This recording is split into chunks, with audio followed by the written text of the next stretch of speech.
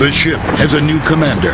Winston. And some familiar mates. Vincent Jackson. Down inside the 20. Some new exciting faces. Goes underneath. Knocked away, and it's incomplete.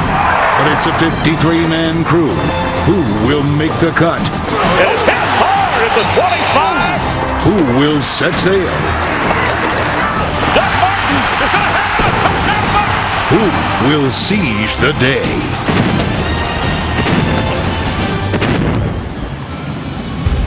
WFLA News Channel 8, glad to bring you the fourth preseason game, the Tampa Bay Buccaneers and the Miami Dolphins from Sun Life Stadium here in Miami, Florida. Nice to have you watching with us. Longtime Buccaneer great Rondé Barber. I'm Chris Myers, and think of us as your warm-up act, right? We are that. We are warming up for the regular season a week from Sunday. Tennessee ready. That's what Lovie Smith keeps preaching. He thinks his team is ahead of schedule compared to where they were last year. Looking at all three of the preseason games that we've seen before we get to tonight, Rondé, what's jumped out at you? Well, the game last week against Cleveland obviously wasn't ideal for this team. They bounced them around all over the field. They got after the quarterback. The defense didn't really stand up. But there's one thing that really did stand out for me in this preseason, and that was their ability to take the ball away. Takeaways, as Lovie likes to call them, not turnovers anymore. They created 3 in the first game. They created 3 in that second game against Cincinnati that helped them win. And to be honest with you, a Lovie Smith coach team needs about 30-plus takeaways to be successful. And they got off to a fast start in this preseason in that regard. But the reason for optimism in the headline, Jameis Winston, the #1 overall pick, the quarterback, of course, from Florida State, the lineman drafted in front of him. But what else on the offense has caught your eye? I think specifically Doug Martin in the running game. You know, last year, this was definitely a weakness of this football team, but his explosion, Chris, and his quickness is back to that 2012 form that he saw as a rookie. He has 2 veteran linemen in front of him. Yes, there's 2 rookies that are going to be starting as well, but if they can keep this going, the same energy that we've seen out of that running game from this guy and Charles Sims, I think they have a good thing going here on this offense. It could be the foundation for this team. An area they want to improve on, regardless of who is playing on that defensive line, is the pass rush. And Lovie Smith has said openly he's not satisfied with what he's seen so far. Well, you have a 3 technique in Gerald McCoy, who's as good as any in the league. Now, he needs to produce. But on top of him, we need George Johnson, an addition in the offseason. Henry Melton here, another addition to really step up and solidify this pass rush. You have to be able to get home with 4 people in this rush. But so far, we haven't seen it. It needs to materialize in the next 10 days, and if they can do that, this could be a formidable defense, I think. And now one of the stars on defense, and there have been quite a few, and it looks like more depth on defense across the board, but you've been wowed by the 4th-round pick out of LSU who's taken over a starting job, Quan Alexander. One thing we know is that they got way more athletic at this position, and this guy is a superstar. I mean, I could watch this clip over and over again. Good, clean football and a great hit. He does a lot of things well in space. He runs unbelievably well. You could put this guy, match him with Levante David, and this unit is probably as good as any on the roster, I think. And we will see some of the starters in the secondary play. On offense, Austin Seferian-Jenkins needs a little bit of game time, one of the starters at tight end. But this is the game where Lovie Smith said sometimes when you're down to your last strike, you hit a home run, referencing players who need to come up big to make the roster. We cut from 75 players to 53 by Saturday. So there's a couple of young receivers that we'll see a lot of. Absolutely. Adam Humphries and Rennell Hall. One of these 2 guys is going to be the 5th receiver on this unit. Tonight's performance will likely go a long way in determining which one of these guys it is. Coming up, we'll have the GMC keys to the game. We'll also check down on the field with Dan Lucas. The kickoff straight ahead. It's the wrap-up preseason game. Your Buccaneers against the Dolphins from Miami right here on WFLA News Channel 8.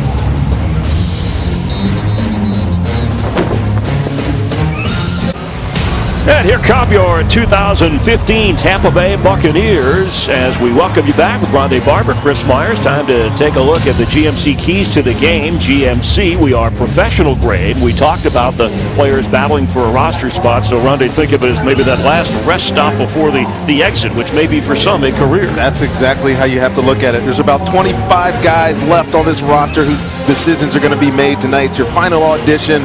Got to have something to put on film, not only for the Bucs, but for every other team out there. And one of those guys, offensive lineman Matt Masafilo, who people have raved about, that has a chance. We'll see him tonight to lock up a spot. Let's talk about the offensive line. Jameis Winston drafted #1, #2, 2 linemen, and that's an area the Bucs in the preseason have allowed more quarterback sacks than any other team. Well, neither one of the rookies are going to play tonight. but we're going to get a chance to get a long look at Jeremiah Warren and the aforementioned Matthew Masafilo, because one of those guys has to be the swing player for this team. Kadeem Edwards, a guy on the bubble, along with kicker Patrick Murray. So that brings us to special teams, from kickers to returners. Well, for sure, this has been a point of worry for this team all preseason. Got to determine who the kicker is going to be. We know Connor Barth is here. Patrick Murray is not going to play tonight. But this Kyle Brenza, who they just had a trade for, is going to get a good long look at being the full-time kicker for the Buccaneers. Those are your GMC keys to the game. Let's head down to the field and Dan Lucas. Dan? Good evening, Chris and Rondé. You saw Gerald McCoy come out for the coin flip. I just watched him go up and down the line here with his defensive lineman. He's not going to play tonight. We know that. He called this night one of his favorite in the NFL season because he gets to watch his teammates run around. He calls tomorrow one of his least favorite because he's going to say farewell to many of them. It's an emotional night for a lot of players out here, whether they make the team or not, guys. Thank you, Dan. And McCoy on the defense, wanting to get some action first. He'll be watching his defensive colleagues as Lovie Smith, the Bucs, won the toss and deferred. They are kicking off, so we'll get a look at new kicker Kyle Brenza, who is supposed to be spectacular on driving the ball in the end zone on kickoffs, acquired in the trade this week, sending Tim Wright to the Detroit Lions. 86 degrees, humidity, no rain at the moment. Final preseason game underway. LaMichael James in the end zone and all the way to the back of the end zone without a chance to return. By the way, he wants to be called LaMike James. I think that's what his teammates call him. I was just about to correct you, Chris. LaMike James. So, I tell you what, Kyle Brenza, when they were talking about him this week after that trade, there was one thing that he did outstanding when he was in Detroit, and that was put the ball out of the end zone. Almost every single one of his kicks either went in the stands, through the goalpost, or where it ended up right there. He has the strongest leg on this team. And the quarterback for the Dolphins, McLeod Bethel Thompson, will come out with LaMike James getting the carry.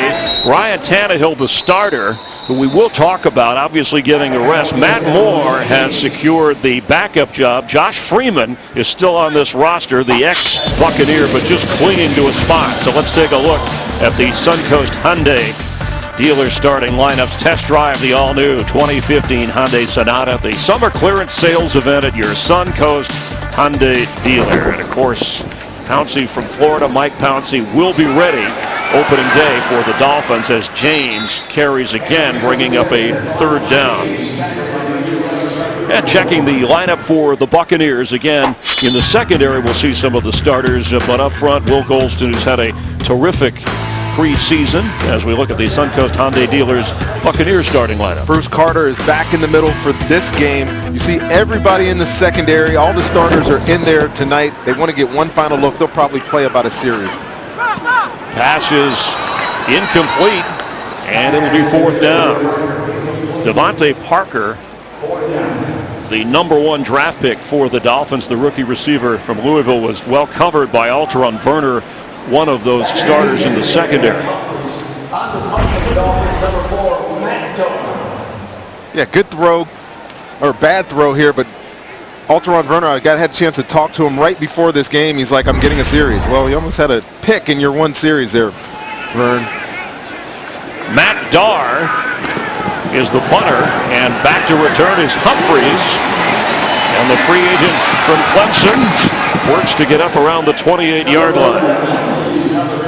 Matt Darr taking over the punting job in Miami, just like a new punter for the Buccaneers. And Mike Lennon, the backup for Jameis Winston, the former starter here for the Tampa Bay Buccaneers, will work most of the first half. We'll see Seth Lovato, who was with the Dolphins last summer at this time, in the second half for Tampa Bay. Charles Sims starts in the backfield.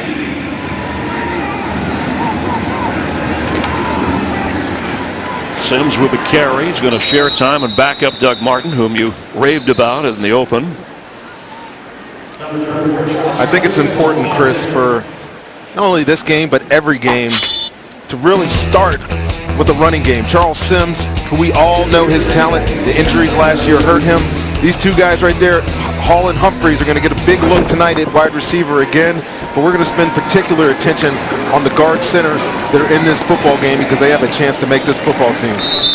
And the Suncoast Hyundai dealer starting lineups, and you saw Jeremiah Warren at center, and the Buccaneers may be in the market for a backup center, I should say, for Evan Smith, depending upon which players are released and the waiver wire. As we check the defensive starters, brought to you by your Hyundai dealers, your Suncoast Hyundai dealers for Miami. I love the way Lovey characterized it. It's basically all these guys against the field. You know, they can either have a great night tonight or they'll be scouring the waiver wire tomorrow looking for guys to improve this roster. Glennon to throw, and open is Humphries. He has it into Dolphin territory at the 47-yard line. We've talked in the preseason, Rhonda. You and I were on it early. The rookie free agent from Clemson, who has become the slot receiver for this team. Yeah, right in your face here. Look at this catch. Great throw by Mike Glennon. Adam Humphries, for not being a very tall receiver, has made a bunch of athletic catches, not only in the preseason games, but in practice, and he has the attention of everybody in the building. A gain of 18. Fresh set of downs for Glennon and the Bucs. And Glennon to throw. Open underneath and dropped. That won't help Cameron Brate, who is trying to beat out Brandon Myers for the third tight end. It's good that we got this up early, because Brandon Myers and Cameron Brate are the two tight ends that are fighting for that last position. Now, whether they keep 4 tight ends or keep a fullback is going to determine who makes this roster. Now, I'm not sure which one it's going to be, but that drop certainly didn't help them. Brings up a 2nd and 10. Remember, the drafted receivers, Kenny Bell and Kalen Clay, are both dealing with injuries. Little delay, and he will lose yardage. Sims trapped at the 48.5 of Tampa Bay. It'll bring up 3rd and long. Walt Aikens coming up from the strong safety spot. Walt Aikens is a guy that Miami is really excited about. They lost Louis Delmas to another ACL injury, and I was just talking to one of their DB coaches, and he mentioned Walt Aikens specifically as the guy that they want to step up, and he came free on that blitz. Now 3rd and 14. Glennon from the pocket. Sideline throw is high and incomplete for Rennell Hall, who is from Miami, Florida, the Central Florida free agent. Actually, Hall and Humphries, the free agent receivers, have outperformed Kenny Bell and Kalen Clay, although Clay has the bruised ribs and Bell that hamstring, which seemed to be worse this week. It has become a little bit more severe for the rookie from Nebraska. Jacob Shum has won the punting job for now, and Mike James back to receive. Shum averaged 51 yards a kick last week. Ball is fumbled, and inside the 10, looks like he took it away. Keith Tandy scrambled for the loose ball. It looked like he grabbed it away from James. Well, Keith Tandy is one of these guys, one of these backup safeties on this roster that is fighting for his position. Is a muff kick catch recovered by the kicking team. 1st down, Miami. They're going to say that James recovered it according to Jerome Boger. And they're going to say Keith Tandy. He said 1st down Miami. He meant 1st down Tampa Bay. Yeah, Mike James never had control of that ball, and Keith Tandy with an outstanding special teams play. Now, between him, Major Wright, DJ Swearinger, and Chris Conti, 4 or 5 of these guys are going to make the roster, and that play, that's a big play for a guy fighting for his life in the NFL. Well, in the opening moments, and all of these are reviewed, but in the opening moments for the Buccaneers, they wanted to improve on special teams, and they wanted more takeaways. There's a 2-for-1. It's 1st and goal inside the 10 of Miami. Charles Sims remains the back. Rennell Hall, one of the receivers. And Humphries in motion, top of your screen. And here comes a flag. See if you can get this right. Neutral zone infraction. Defense, number 98. 5-yard penalty. Still 1st down. Call on Emmanuel Decay from Georgia Tech. And that will move the Bucs just inside the 5-yard line. Humphries, top of your screen. Sims the back for Glennon. 1st and goal Bucs. Sims fights hard just to get a half a yard or so. And these aren't the starters for Miami up front, Ronnie, but the defensive line, when Ndamukong Suh and Cameron Wake and Olivier Vernon are there, that's the strength of this team. This defensive front. Thank God we're not saying that group. If you're a Buck second string offensive lineman, because Ndamukong Suh is a wrecking ball of a player, and Earl Mitchell, who's also not in there, has had a great preseason. But add him to Cameron Wake and Olivier Vernon, and this defensive front for Miami is going to be special this year. Glennon rolling on second down. Open is Humphries, and Humphries has a Buccaneer touchdown.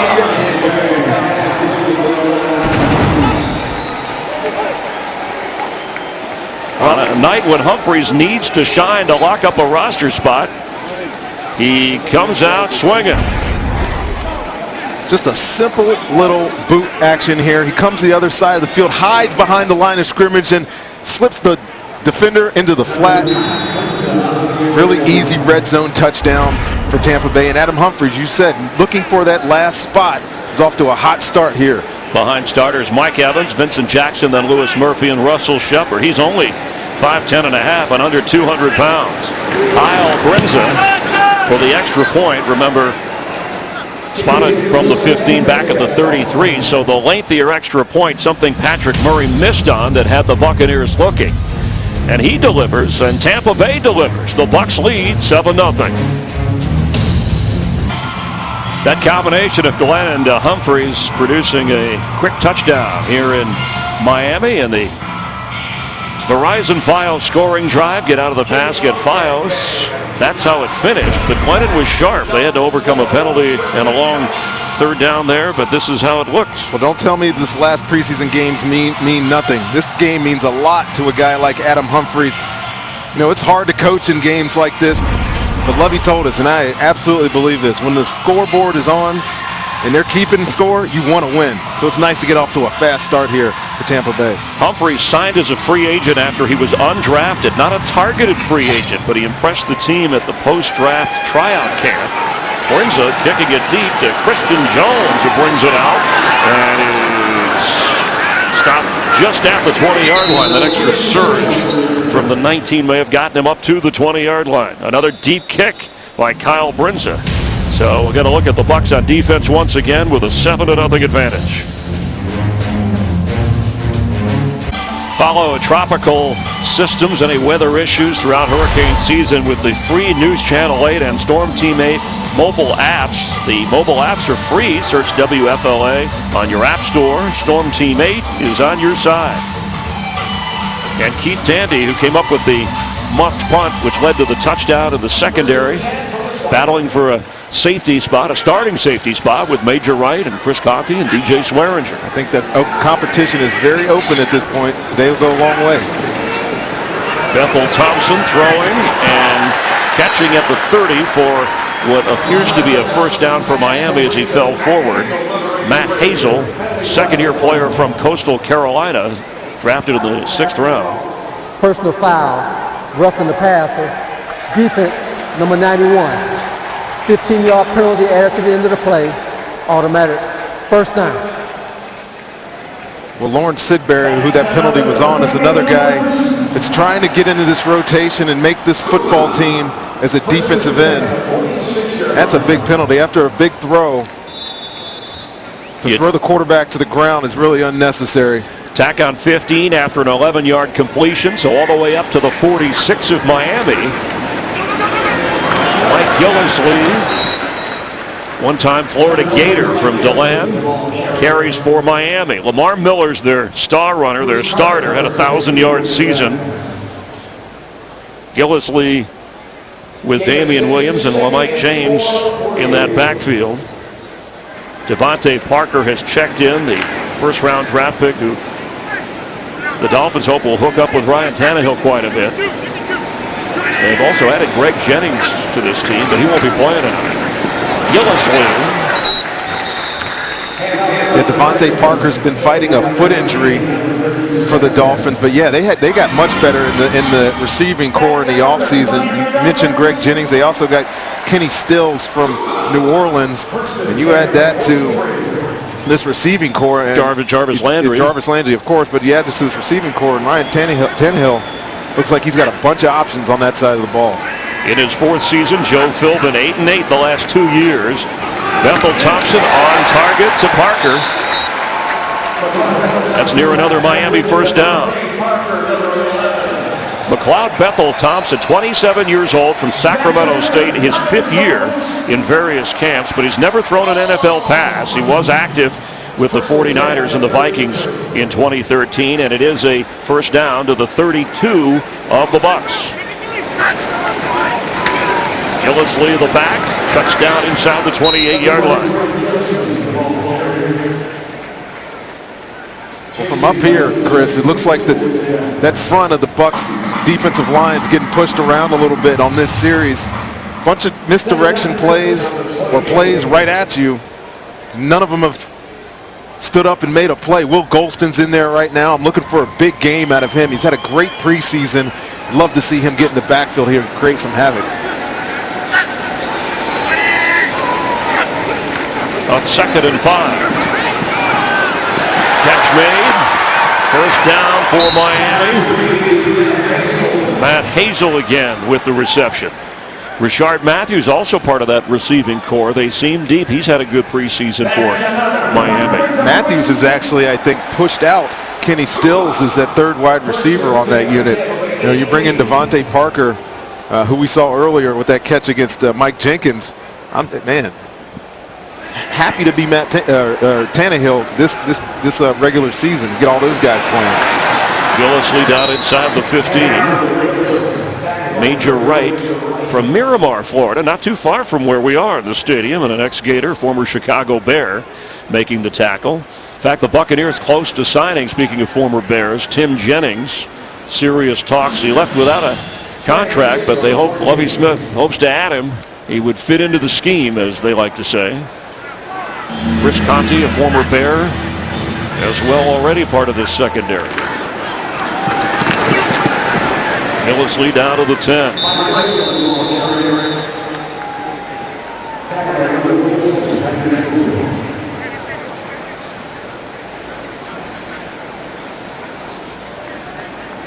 McLeod Bethel Thompson, the 4th quarterback on this Miami roster, so with cuts coming, Josh Freeman and I guess Bethel Thompson could go to the practice squad. DJ Swearinger is checked in.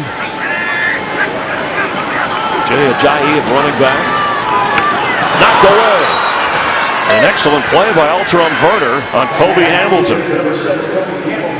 Well, I guess we were wrong. He's getting more than one series. At 3 and out, he's still in the football game and still showing why he's the #1 corner on this football team. Good delivery, but he was in great position from the get-go. And honestly, Chris, to get away with that pass defense without affecting the receiver and a pass interference, pretty good play. Andrew Franks will come on. He's battling veteran Caleb Sturgis for a 30-yard field goal try. And the Dolphins are on the board. An impressive drive by Miami, mixing up the run and the pass, but they have to settle for 3. The Dolphins will be kicking off to the Bucs, who lead 7-3 here in Miami. With Rondé Barber, Chris Myers, and Jameis Winston fans are here in Miami. We're going to be talking to the #1 pick in the draft coming up to start in the 3rd quarter. He'll talk to us from down on the field here on News Channel 8. News Channel 8 has a new option for you early risers out there starting September 8th. 4 a.m. news on News Channel 8. Tampa Bay's only local 4 a.m. newscast. It starts September 8th only on News Channel 8. Kyle Brinza has been outstanding for kicking off for Tampa Bay. Andrew Franks kicking off for Miami, trying to win a job. Renell Hall waving everybody away and also does a nice job of driving it deep into the end zone.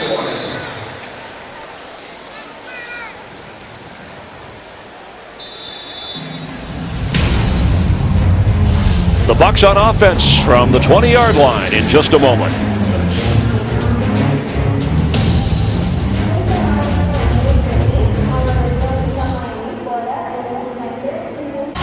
Charles Sims remains the back for the Bucs. He's carried 4 times, no yards on the ground. Mike Lennon, 2 out of 4, and both have gone to Humphreys. One of those for the touchdown. Matthew Masafilo, number 65 in at guard, someone who has wowed the team as a former defensive player from Stanford who's been cut 5 times. He's played well, played hard. On first down, Glennon. For Humphreys out of bounds.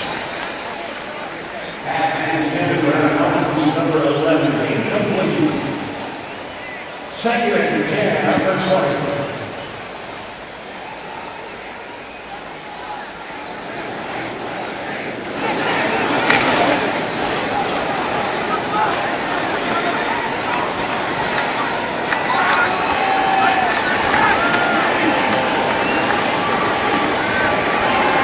Glennon floating this for Hall, and it's intercepted at midfield.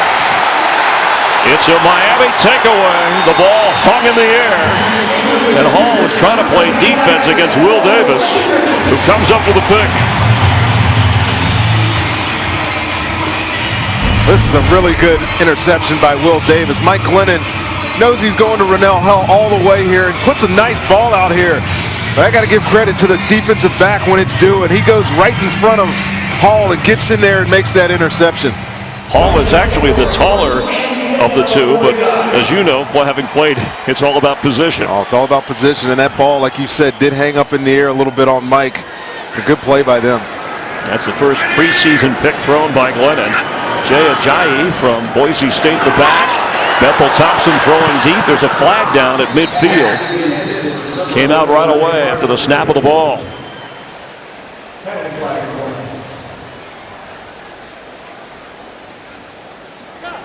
Illegal shift. Offense, number 86. The offense did not completely get set before the snap. That 5-yard penalty is declined. Second down. That was Devontae Parker on a takeoff on Mike Jenkins, and it's interesting that we saw that because in talking to Coach about Mike Jenkins, the one thing he mentioned was that he needs to play the deep ball a little bit better. Second down. Sorry, there is some confusion with this referee, but go ahead, Rodney. They had only a couple times so far. Right. We're only in the first quarter. They had moved the ball back 5 yards. I don't know why after he said the penalty was refused. So it is second down and 10.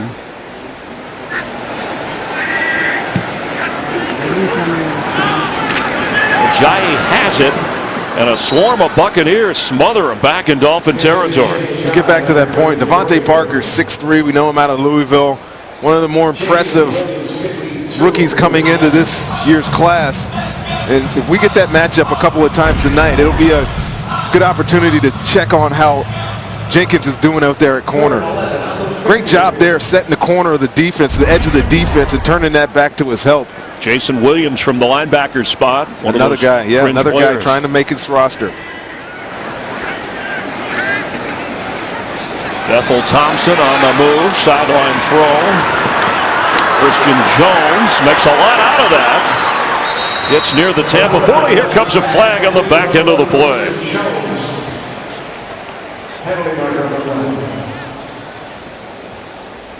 And Jones, a rookie from Alabama, signed as a free agent. After the play was over, personal foul, unnecessary roughness. Defense, number 77. 15-yard penalty added to the end of the run. Automatic. First down. That's called on the veteran Tony McDaniel. Well, you'll see him coming from the left of your screen here.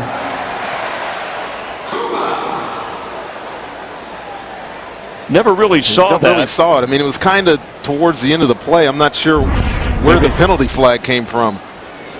That was a good example there of some poor tackling by the Bucs. I mean, he had exactly what they wanted. Look, I think they're reversing this penalty too, Chris. Yeah, I think they're going to call it on the guard, on the offensive right guard, Billy Turner, because it looks like, and we didn't see anything rather. Correction. After the play was over, personal foul, unnecessary roughness. Offense, number 77. 15-yard penalty. The down counts. Fourth down. So that call is on the Dolphins and Billy Turner, and it changes things dramatically, and that's why we didn't see it I was looking for it because it didn't happen. But that is a point of emphasis this year, whether it's a late guy to the pile or what you call the guy kind of piling on or peeling back. Yes. They think that leads to fights and skirmishes. Well, it does, but I tell you what, the Bucs got a break there because they had that ball in the flat. All you needed is a couple of guys to come up and make a tackle, and nobody did. They got away with one with the penalty. It saved them there. Matt Darr standing at the Miami 30, and Humphreys back to receive. Good kick, good punt.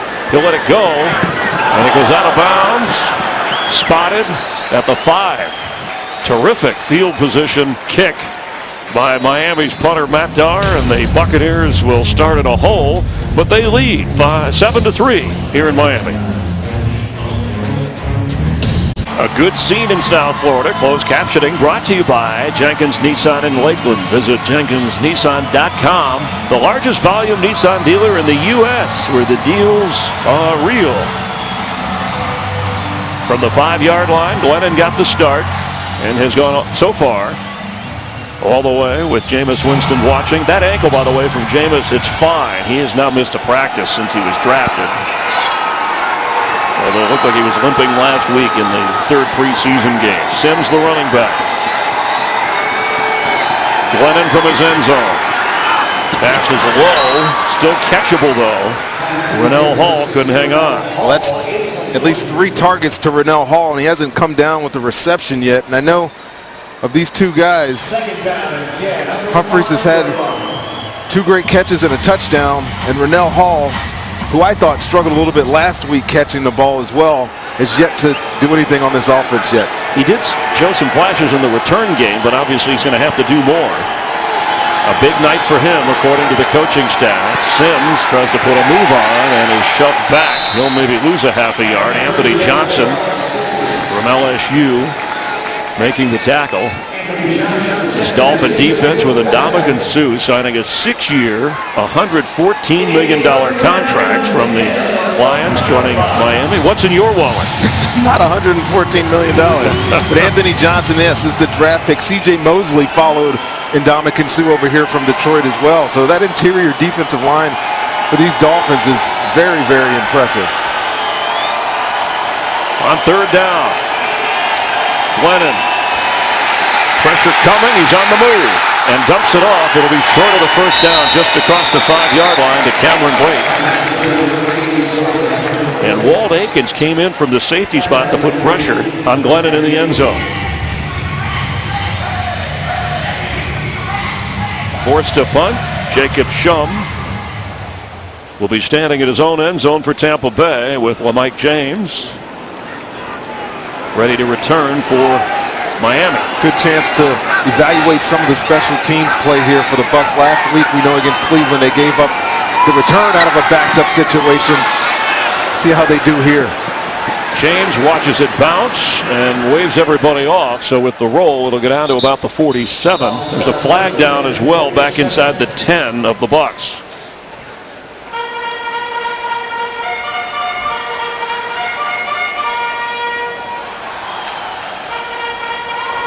During the kick, holding, receiving team, number 48. 10-yard penalty from the end of the kick.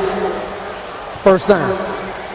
Penalty again benefiting the Bucs. You know, one of the things that happens at a backed up punting situations, you usually get the ball around the 50, and you know, talking situational football, you only need 1 first down to really get in the field goal range. So this is a benefit here to this Bucs defense. They get a chance to stop this Miami offense now from better field position. That was one of the bright spots, was the penalties being cut back on from the Cincinnati game, where the Bucs were very good, had a good performance, but a lot of penalties. Last week, very few against Cleveland, and so far, they haven't been flagged. It's been Miami. Yeah, there weren't a lot of good things going on in Cleveland, but that was certainly one of them. You can tell we're talking about penalties, right, as a high point. Inside handoff, Gillislee, who's run well when he's had the opportunity up across the 40. How about Lovie Smith calling the defense this year with Leslie Frazier as defensive coordinator upstairs? And Lovie said, you know, it's something that he can handle and still be the head coach given all his years and experience. And you just got to know when to click off and be the head coach and stay tuned in as a defensive coordinator. I like his philosophy on it, though, and he says he should have done it last year because that's what he was known for. That's what it's his defense. Bethel Thompson, middle of the field, knocked away and intercepted. The Bucs have a takeaway with Major Wright. Major Wright run out of bounds. He gets onto the Dolphins side of the field. It was Jason Williams who deflected the ball, putting the pressure on to get it in the air to allow the pick for Wright. Lovie's defense. Lovie's defense talked about takeaways, and this is the easiest way to get them. Tips and overthrows. You coach these, you practice these, and Jason Williams is in great position there, and the ball falls right into the waiting and wanting arms of Major Wright. And yet another turnover here for the Bucs. It's hard to judge turnovers. You can't qualify them, but when you get them, you start to get them in bunches, and it's so far defined the preseason of this Tampa Bay Bucs defense. Bobby Rainey in at running back, and he gets the carry. And a yard, maybe two. Well, that was Lovie Smith said it's a mentality when he hears his players and his team talking a lot about takeaways. Every down, every chance, get the other team worried about protecting the football. Well, that's the one thing that he mentioned to us last week, that he feels like this team this year, especially this defense, understands the mechanics of the defense. So now they can focus on, yes, taking the ball away, getting it back for your offense, or scoring like they did against Cincinnati in week 2 of the preseason. On second down, Rainey again. It's inside the 40 of Miami, where it'll bring up third down. Need to get to the 35 for a first down. Third down offense. Mike Glennon's working with these young receivers. And Dante Dye checks in, the rookie from Heidelberg. Another young receiver checking into this game. You're going to see we're going to get a chance here right now to see where his confidence in. And to me, it's Adam Humphries sitting there in the slot. He's right here in your screen. Watch him and see if Mike Glennon is trying to get him the football in this third and short situation. They need 4. Glennon with time. It's batting in the air and almost intercepted. It was hanging around. The Dolphins couldn't get to it, so it'll be fourth down. Jordan Phillips was the one who tipped the ball or batted it. Not a place that Lovie wants to go for it, so Kyle Brinza comes in. Is he going to try he is going to try a field goal of what would be 56 yards. Call it 57 where it's spotted. The holder is the punter, Jacob Shum. He has a strong leg. Free agent from Notre Dame. 57 yards. It's up there. It's out there. And it's good there. 57 yards. Well, we haven't seen a lot of those in the preseason. Look at that There's a smile on Lovie Smith's face. He's like, man. He knows that it's been an area of contention with the missed field goals and extra points in the preseason so far. And we mentioned earlier that Patrick Murray is hurt. He's not going to play today. And Brinza, I think, has an opportunity to come in and steal this kicking job for the Buccaneers. He's from Notre Dame, 3-year kicker for the Irish, 70% on field goals. He also is a punter. He punted for a couple of seasons. But his senior year, he was 14 of 24. Some problems with the long snapper may have affected that, but an outstanding leg. Yes, 70% over his career is pretty average. We'll talk about this a little bit later. With commensurate with some of the greatest kickers that ever kicked in a game. College numbers tend to be lower in field goal percentage for lots of reasons. But yeah, this in the preseason, he's made every kick, kicked a lot of balls through the end zone, and he also punted. 49-yard average and 3 inside the 20 when he was up in Detroit. So he could be a steal with that trade for Tim Wright. The Verizon Files scoring drive, the long field goal makes it 10-3. Patrick Murray, the kicker last year with a knee injury, and on the fringe of making this roster. Connor Barth is still here as well. Christian Jones deep in the end zone, and Jones with a big hole. There goes Christian Jones. Can anybody catch him? No, it's a touchdown Dolphins. There's a flag back at the 10-yard line. A 108-yard return, but a flag inside the Miami 10. Offense, number 69. It's coming back. Half the distance to the goal. Miami keeps the ball. First down. Well, there was a lot of excitement all of a sudden in this stadium where there'd been no noise. They exploded there on that kickoff return. But again, the Bucs, the beneficiaries of a penalty. It's happened quite a bit in this opening quarter, but they've been able to take advantage. Hold or not. The call's on Michael Lidke. We're going to see if we can find it. Hold or not, it was a hold. Right there in the middle of your screen, he dragged him down on that wedge. But hold or not, there was a gaping hole there in the return or in the coverage unit for the Buccaneers, and I know there's not all of our starters are playing, and some of our starters play on special teams, but these guys, the guys on the field right now, are trying to make this team, and if they cannot perform on special teams, they're not going to be here. So when we hear coaches talk about scouring the wire, it's because of plays like that. Those plays can't happen. Jay Ajayi, the 5th-round draft pick from Boise State carries. And not for nothing, it also it's an emphasis of why they went out and got a kicker like Brenza. Now, the returner grabbed that ball out of the air over his head. That ball would have gone out of the end zone. But to be able to guarantee that your defense is going to start on the 20 is a huge, huge deal for Lovie Smith. Yeah, Kyle touchback Brenza, and that was 8 yards deep. He needs to work on his tackling skills. Well, hopefully he doesn't have to do a whole lot of that for the Buccaneers' sake. First quarter winding down. Ball is loose, and on it, Ajayi recovered, and it's a safety because he's in his own end zone. Well, it's been a comedy of errors for the Dolphins, and the penalties have killed them. You go from having 7 points or 8 points if they would have gone for 2 on the board to a bad snap and a safety in about 35 seconds. Now a 12-3 advantage. Bad snap high to the 4th-string quarterback for Miami, but the Bucs have been able to take advantage every time, whether it's been a mistake by Miami or a penalty that has hurt the Dolphins, with 17 seconds remaining here in the opening quarter.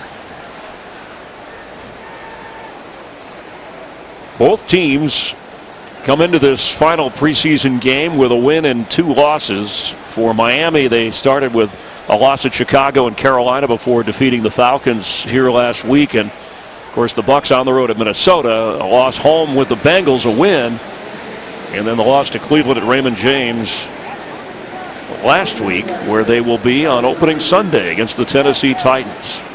Second year for Lovie Smith here in Tampa Bay. 4th season for Joe Philbin, whose team is yet to make the playoffs. Joe Philbin and his team, much like the Bucs, looking for some depth on that offensive line. They've been dealing with some injuries. The starting left tackle, Brandon Albert, has been out. They've had to move around some guards and tackles, and they haven't had a good showing so far today. And because scoring plays have to be confirmed automatically by the league, replaying to make sure that the fumble indeed was in the end zone, that's the slight delay here. We should talk a little bit more about Lovie Smith not only calling the defensive plays, but allowing Dirk Cutter to handle the offense and his young quarterback. Well, I think that was a situation that Dirk wanted to get into. When he left Atlanta last year, he was under the same situation. Mike Smith was a defensive coach up there. He had basically a full autonomy to do what he wanted to on offense. And so when he comes to Tampa, he essentially is in that exact same situation with the defensive-minded head After coach. reviewing the play, the ruling on the field is confirmed as a safety.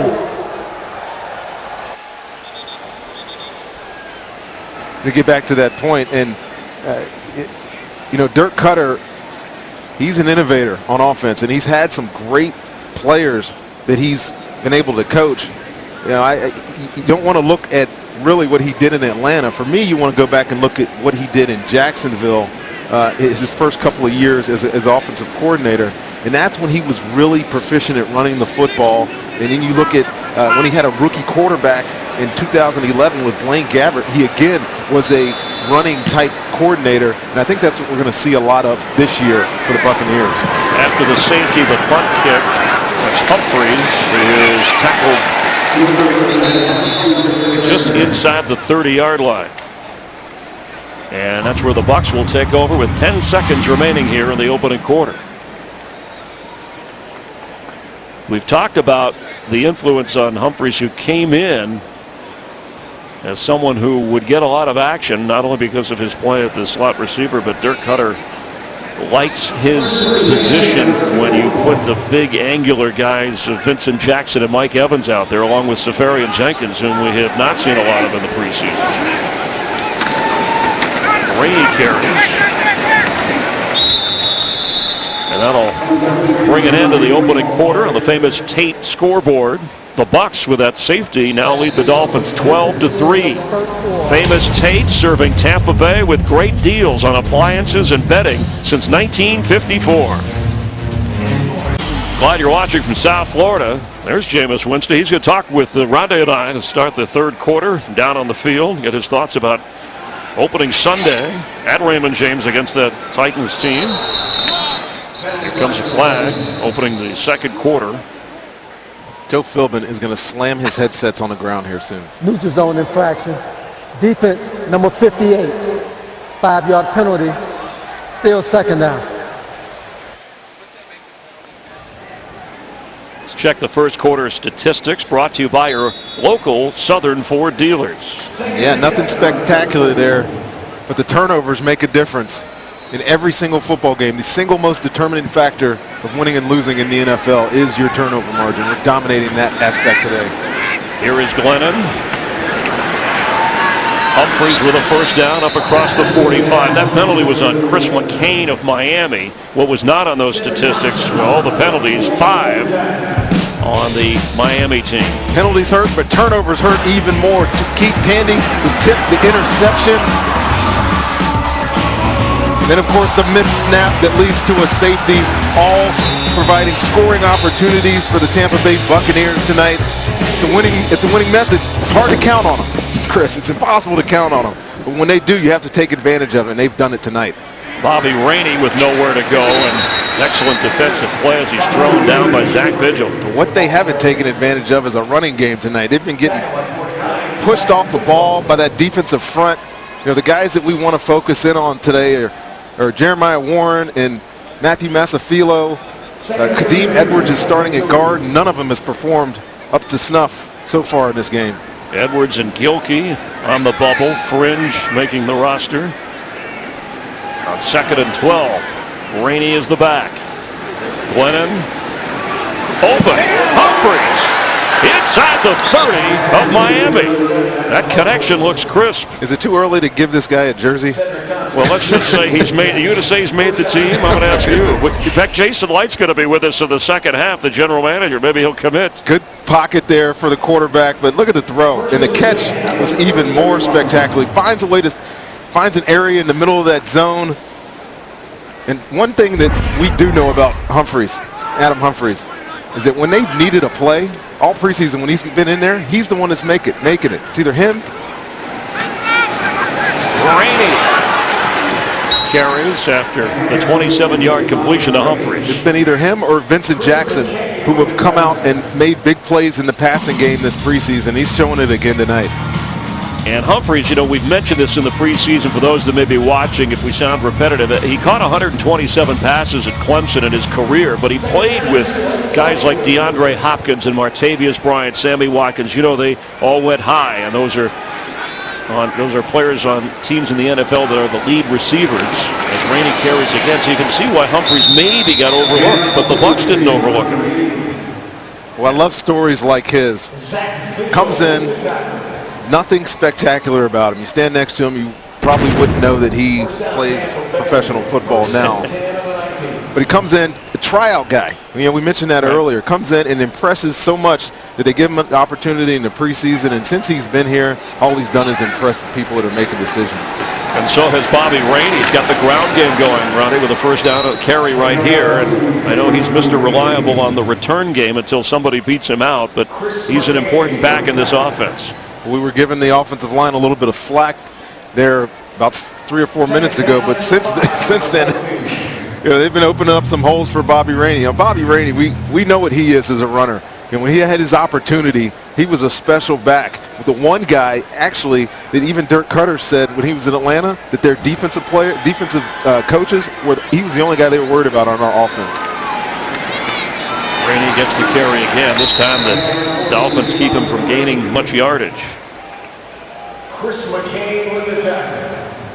Doug Martin given the night off. Charles Sims got the start. Rainey has followed. We will see former Hurricane Mike James. Looks like the Bucs are going to keep all 4 running backs. At least that's the way it appears. This is Bobby Rainey's third season with the Bucs. Remember, claimed on waivers from Cleveland. On 3rd and 6. Glennon has time again, and he's intercepted for the second time tonight. Working his way down the sideline all the way up near the 40 with a takeaway is Bobby McCain. Correction. That's Will Davis with his second interception of the night. Sorry about that. Will Davis with his second pick. We have an injured member of the Buccaneers back at the 20-yard line, and we will check on that after another Dolphin takeaway.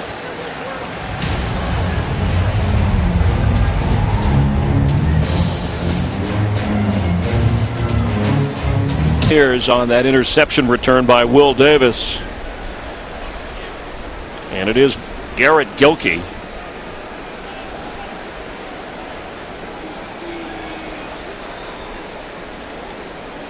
Chris, he was one of the guys we were mentioning between him, Kadeem Edwards, and Matthew Masafilo, and really Jeremiah Warren, who's playing center but can also play guard, that was really fighting for one of these backup spots. Now he's on the roster last year. He got some playing time. This is just unfortunate to see a guy who's been a vet in this league to not get an opportunity to prove himself the rest of this football game, and not really sure what his status will be going forward. Former Cleveland Brown, who also, remember, tried some backup center time, primarily a guard, was on the cart. Some of his teammates coming over. I'm going to hang in there.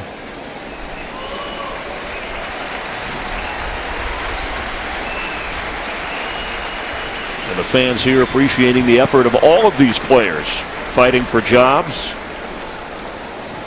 Roster goes from 75 to 53 on Saturday. Let's go back real quick to this interception. And I don't want to call any takeaway easy, but you got Will Davis over here on a tight end, and watch him run this route for the tight end. Never even looked at the receiver. Had his eyes on the quarterback the whole time, and Mike Glennon delivered him a pretty easy catch. Glennon 5 out of 12. He has the touchdown pass, but his second interception. Rainey was running the ball on that drive, 8 carries. But the turnover gives Miami good field position on that return up to the 46 of the Dolphins. The takeaway, I should say. Yes, we're going to be fighting that all year this year, Chris. This is Jay Ajayi, the 5th-round draft pick from Boise State. Of course, Boise State, the same college that produced Doug Martin, who is in his contract year. A leaner, more effective Doug Martin, who the Bucs and you expect big things out of this year, getting the rest tonight. Absolutely, I do. Jay Ajayi, though, he brings a lot of juice to this position now. Hard worker, runs hard. He's in a tough battle because there's 3 or 4 backs ahead of him. Gets the carry again on first down, and a big hold on the sideline. Gets it inside the 20. Chris Conte runs him out of bounds over there. Best scoring threat, or at least chance to get to the end zone for the Dolphins tonight, as he gets all the way down to the 19 of Tampa Bay, a 22-yard run. Just a stretch run. Will Golson has a chance to make the play right there, and he's the guy in that gap that has to turn that back. And Jay Ajayi making another nice run against this Bucs defense. And he remains the back on first down. Straight ahead. Ajayi down to the 7. It'll be first and goal for the Dolphins. A 12-yard run. Chris, we talked about one of the keys to the game today was about the the lines, and we said offensive line, but we also meant defensive line. That's an 8-man front there for the Buccaneers, and somebody is somewhere along the line there. They've lost the gap integrity. That's about the 3rd or 4th gash run we've seen right up the gut. He takes a breather, high snap, Gillislee the handoff, powers it down inside the 3. Jay Ajayi has 6 carries for almost 60 yards in the game and has pushed the Dolphins close to the goal line.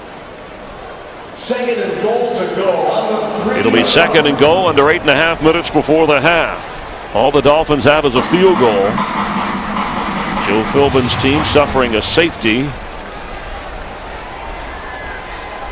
Miami's run the ball well versus this Bucs team. Gillislee, the back, has the carry. Touchdown, Miami.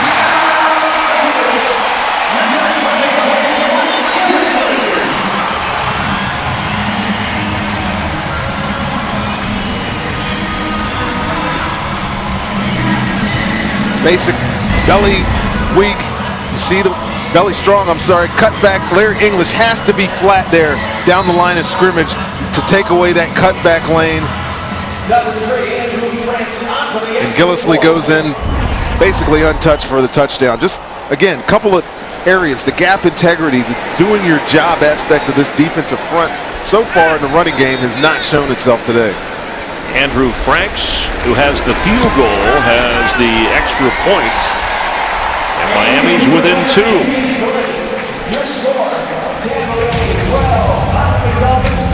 8:11 to play before halftime. It's a 12-10 Buccaneer lead. Welcome you back. Joe Philbin's team making it just a little bit closer. The Verizon File scoring drive. Mike Gillislee, the ex-Gator, with the touchdown run. 60 yards, 2.5 minutes after Will Davis, his second interception of a Glennon pass.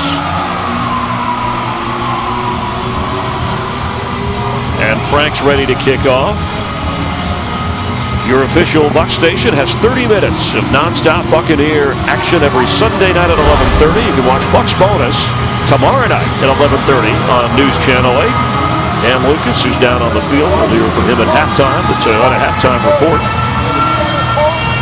And in the third quarter, we will be talking with Jameis Winston from down on the field. And in the fourth quarter, General Manager Jason Light of the Buccaneers will join Rondé and I. Rennell Hall waving everybody away to the back of the end zone. And the Buccaneer offense will take over at the 20. Here comes Mike Glennon.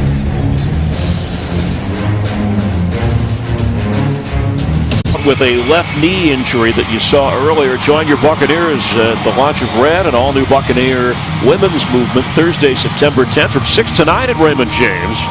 An in-depth preview with Jason Light, the GM. You'll meet some legends of the Bucs like Mike Allstott, Martine Gramatica, and others. Registration starting at $45, includes a ticket to the Bucs home opener against the Tennessee Titans. Register today at Buccaneers.com/Red. Glennon to throw. A little behind, but hauled in at the 40 for a first down catch by Rennell Hall. There you go. Finally gets a completion. Nice in-breaking route here. The throw is right on time, and this is a tough catch for Rennell Hall. There's traffic here. There's two guys. He knows he's going to get hit here. Does a good job hauling this thing in. Glennon 4 of 5 when he's gone to Humphreys, who's been the star receiver tonight, but 1 of 7 everywhere else before that completion. He's throwing again, and this one's to Dante Dye, short of the 45-yard line. Mike Glennon sure does look good when he stands in the pocket, doesn't he? He's tall, got a strong arm, delivers it the right way. 6'6". He succeeded Russell Wilson as the starting quarterback at North Carolina State a couple of years ago. And an important backup for Jameis Winston going into this season. James the back. He gets the carry, knocked down right away, and they lose a half a yard. A.J. Francis making the stop. All those Dolphin defensive guys up front look big. You talk about Mike Glennon, we've seen a couple of his nice deliveries here tonight. You said he's an asset. He's a very valuable player. I mean, he has game experience.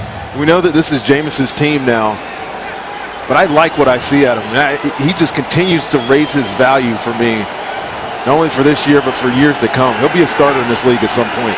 3rd and 6, batted away and incomplete.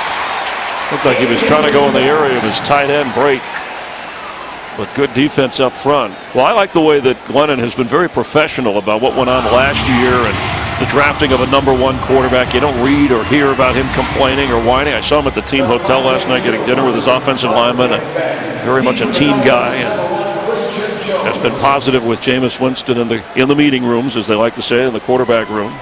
Yeah, talking about depth chart volatility. I don't know if any quarterback in the past couple of years has dealt with more of that than Mike Glennon with the Josh Freeman saga a couple of years ago, and obviously with the McCown not working out as well last year and him having to play. Christian Jones takes the punt out of bounds by Jacob Schupp, a 46-yard punt. Glennon to the Bucs, holding on to a 2-point lead. It's offensive coordinator Dirk Cutter. There's Glennon, Seth Lobato, who we'll see in the second half. And there is Jameis Winston leaning over, taking notes. I hope he makes time for us in the third quarter to talk live with Rondé Barber. I'm Chris Myers. Glad to have you watching. You know what? He is somewhat reluctant, I hear, to talk because he's so involved in the football game. You've seen him at all during the preseason when he's come out. This is what he's doing.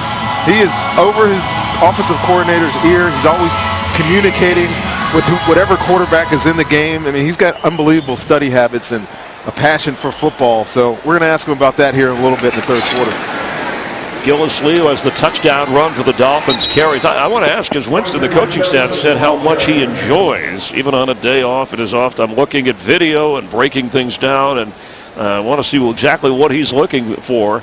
Obviously, it'll help him throughout the course of his NFL career. Let's check in with Dan Lucas down on the field. All right, Chris, standing down here with Vincent Jackson, looking nice and neat tonight. Getting to watch this game. Talk about your young man, Adam Humphries, your teammate. He's putting on quite a show here. Yeah, Adam's doing great. He's had a great camp. You know, he's just one of those guys that comes in, works hard each and every day. He's really improved, taking the coaching, and picked up the system very well. So it's good to see young players come out and be successful. At camp, there were all these oohs and ahs for the receivers from top to bottom. It's been a fun group to watch. It is, man. We got a very talented room, and this offense is going to be very aggressive this year. Give a lot of guys on the outside opportunity, so it's going to be tough, man. We got some tough decisions to make, our coaching staff and management, but as long as we have good depth this year and we keep guys healthy, I think we definitely can contribute quite a bit. As obviously, we're getting ready for opening day here. Jameis Winston not getting to play tonight, but he's getting the reps all week long. Where are you guys as a combo, and also throw Mike Evans in there and in the offense with Jameis? We feel great, you know what I mean? A lot of work, the foundation was laid back early in the spring and throughout the summer. And now this training camp, we're not starting from scratch. We were able to just really start honing in on some things, start polishing up, getting ready for the regular season. And, this last week we got a chance to start preparing for Tennessee a little bit, and we'll continue to do that starting up on Monday. So we're going to enjoy this last game, let these last guys come out here, compete this week, and, try to earn a job on this team. But we're definitely looking ahead and getting excited for this regular season. I had asked Mike Evans earlier in camp if it's possible, if this offense really clicks, is it possible to have two 1,000-yard receivers again, since you're probably spreading the wealth? He said, we're going to get more first downs if that's the case. So, yeah, he thinks it's possible. Do you think that's possible? Oh, absolutely. You know what I mean? We got a lot of, like I said, a lot of talented guys in our room. We got a lot of guys that are going to contribute. We got running backs, tight ends, across the board. So, Jameis has done a great job, spreading the ball around. And I just, as a receiving core, we keep the mentality that we want to go out there and contribute and help our team win games. So, statistic-wise, if we get there again, that'd be great. But honestly, we're looking for to get in that postseason. Vincent, thank you so much for your time tonight. Thank you. All right, guys. Vincent Jackson, raised in an Air Force family, going to high school in Colorado Springs. He's active with military charities. Took a ride with the USAF Thunderbirds, the Air Force Thunderbirds, back in 2014. After the penalty was declined, here comes another whistle. I don't know if I've ever seen a whistle that late in the... Or a flag that late. Yeah. Is there a flag? The play was developing. There was an inverted whistle on the play. We're going to replay third down. I mean, did that come from the stands? Where did that inverted No, I think maybe one of the officials... Oh, my goodness. Fans are a little frustrated here, but there have been a number, even though the last one was declined, a number of penalties on the Dolphins. It's going to be 3rd and 13. There's Tony Steratore, who's saying his brother Gene Steratore is a referee. He's part of this crew. We may see him in the role of referee in the third quarter. Bethel Thompson brought down across the 30. He's gone the whole way quarterback. Daquan Bowers keeping him from running for more yardage. It'll be 4th down for the Dolphins.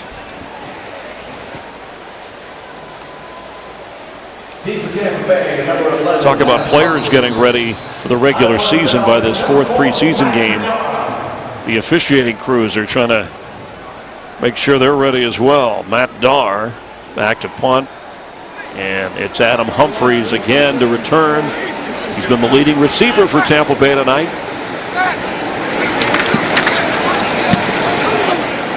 Nice kick, drives him, and he'll let it go. And it sticks inside the 5, rolls forward at the 5. What a punt by Matt Darr. 64 yards, and it doesn't move. That's why he won the job. That's why Brandon Fields is no longer here. I need my pitching wedge to do that. Unbelievable kick. Well, you said at the top, we thought Adam Humphries, Rennell Hall would get a lot of activity, and there is Humphries looking on, number 11. He's been the go-to guy in the first half. He really has been the go-to guy today. See him handling the punt returning duties. It's another thing that he can do for this football team. Whether he does it during the regular season, we'll have to see. But what we've been most impressed about is his ability to get open and catch the football. He's been very effective catching passes from Mike Glennon tonight, and it's going a long way in our mind, making this 53-man roster. Mike James works his way through the opening, gets up to the 10. Humphries with 4 catches for 62 yards in the first half. And he has the touchdown grab from Glennon, who has suffered a couple of interceptions.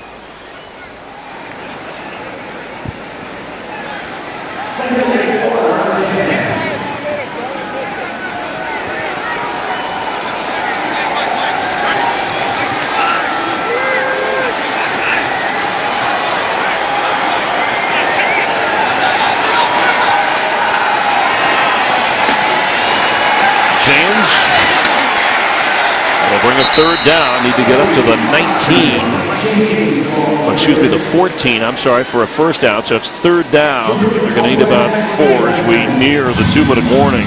Both the Bucs and the Dolphins have all of their timeouts. Miami has just used one of them, hoping for field position to pin the Bucs in here and force them to punt. Third, a long 3. Kyle Brinza, who made the 57-yard field goal, the Bucs' new kicker. Again, Connor Barth is still on this roster. That 57-yarder, the Bucs in the regular season, Matt Bryant had a 62-yarder back in 2006. Connor Barth, a 57-yarder in 2012. And there is Kyle Brinza, who's been outstanding on kickoffs as well. The man in the middle seems to be the lead man.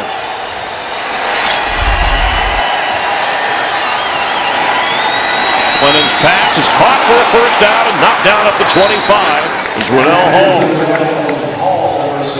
Keeping track. That's his second contested catch here, and making this, well, it's not an imaginary competition. It is a competition. Making this competition very interesting. You know, he's got great hands. You know, Jason Light told us a great story about Rennell Hall. I'll get to it here in a second. Glennon on target for a first down. It's Dante Dye, the fastest man on this roster. And he gets a first down inside the 45, and we've hit the 2-minute warning.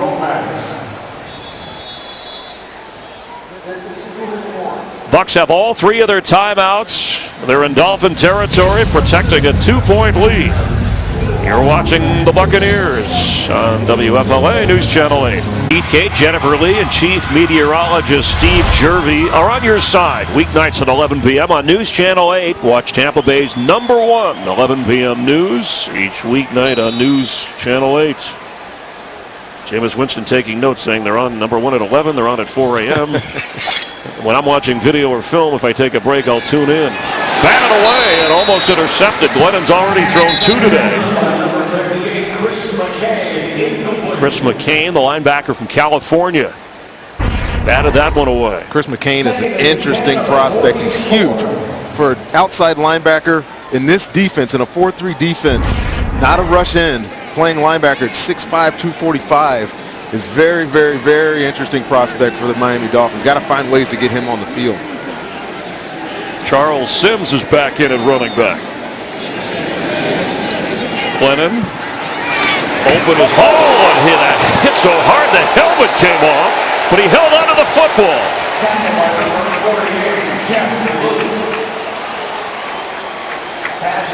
Wow. All showing some toughness Yeah, you run across, you keep running through zone defenses, and you open yourself up to getting hit like this because they're dropping into coverage, just waiting for you to come into their zone, and Rennell Hall didn't even see that one coming. Jeff Luke, the rookie from Cincinnati. He's from Port St. Lucie, Florida. Played his college ball at Cincinnati. On third down, Glennon. Catch is made by Rainey inside the 40, but it's short of the first. Need to get down to the 34 of Miami for a first down. So see how they play it here. Clock continues to run. I'm going for it if I...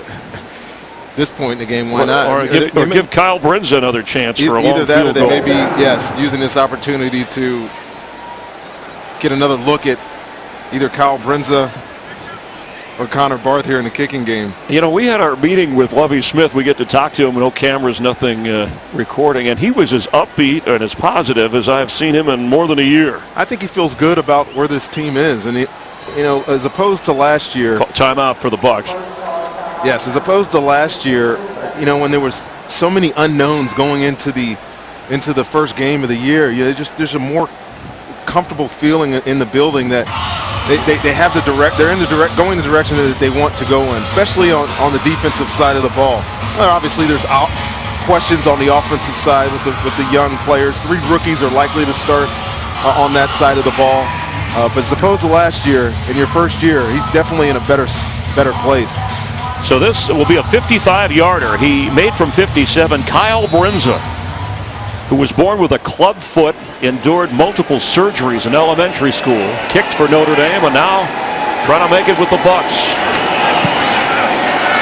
And from beyond 50 tonight, he's 2 for 2. And 2 lasers straight down the pipe on both of those kicks. With plenty of distance.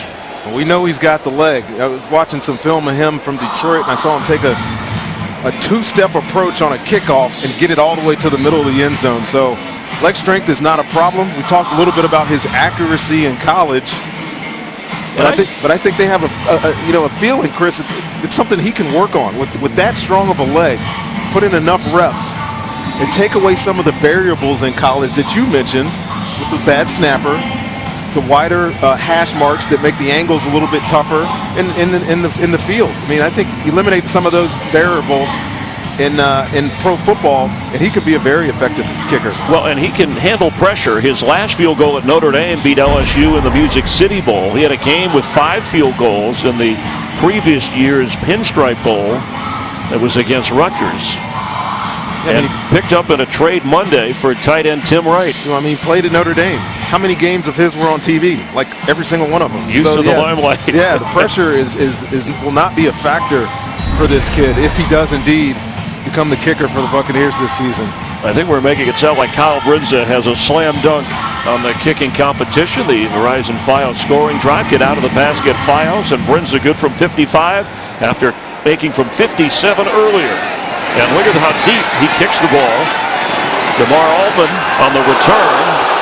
Helmet comes flying off again from one of the Buccaneer players. That's Tavares King, I think, maybe, who lost his helmet. Not only deep, but how high. Did you feel how long that ball was in the air? But watch this hit. We have to talk to our equipment manager here, Jim Sorensen, down there on the Bucs sideline and get some chin straps adjusted. Got to keep those fastened. And you might say, well, why didn't Brinza kick it out? Sometimes, Rondé, the special teams coach wants in the preseason, kick it deep so that we can at least see our defense return team. Well, they have to make some decisions on guys in their special teams. The second, third level players on this football team are going to make it as special teams players. The Bucs will get the ball to start the second half. Remember, they deferred, so the Dolphins will be kicking off to Tampa Bay, but 2 long field goals from Kyle Brinza, a touchdown pass from Glennon to Adam Humphries, and a safety, Bruce Carter, on a botched snap by Miami. And that's how the Buccaneers have the lead at the break in the final preseason game of 2015. Sent down to the field with Lovie Smith. He's with Dan Lucas. All right, Chris, thank you, Coach. Position battles tonight. Adam Humphries and Rennell Hall stepped up there in the second quarter. They've made it a difficult choice. Good performance by these young men. Yes, both have had an excellent training camp, but they need to finish up with a good performance tonight, and we're taking notice. The turnover margin is even, 2-2. I know you're not happy about that. However, 2 turnovers have led to 10 points. Your thought on the opportunities your team is getting tonight? That's good to take the ball away, but when we take it away, we can't, have a turnover, deep in our red zone. We should have another score, but we'll try to tighten those things up for the second half. And I know you noticed there's 2 field goals over 50 yards. Yes, we noticed. He's got a strong leg.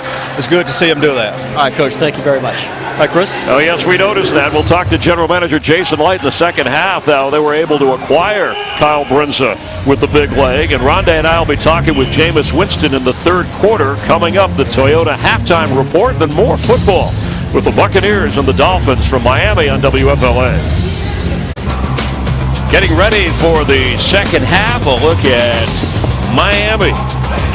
And the Buccaneers with a 15-10 advantage and ready to kick off are the Dolphins to the Buccaneers. Great to be with you once again. Rondé Barber, we're doing preseason football. A lot of years calling preseason games for WFLA News Channel 8. Usually you're down on the field, but nice to have you the last couple of years up here. Yeah, I like you better up here than I did down there. Well, we're going to talk to Jameis Winston from down there up here. I'm interested to hear your conversation with him, but your takeaway from the first half is, again, it's all about getting, as Lovie Smith likes to say, Tennessee ready a week from Sunday.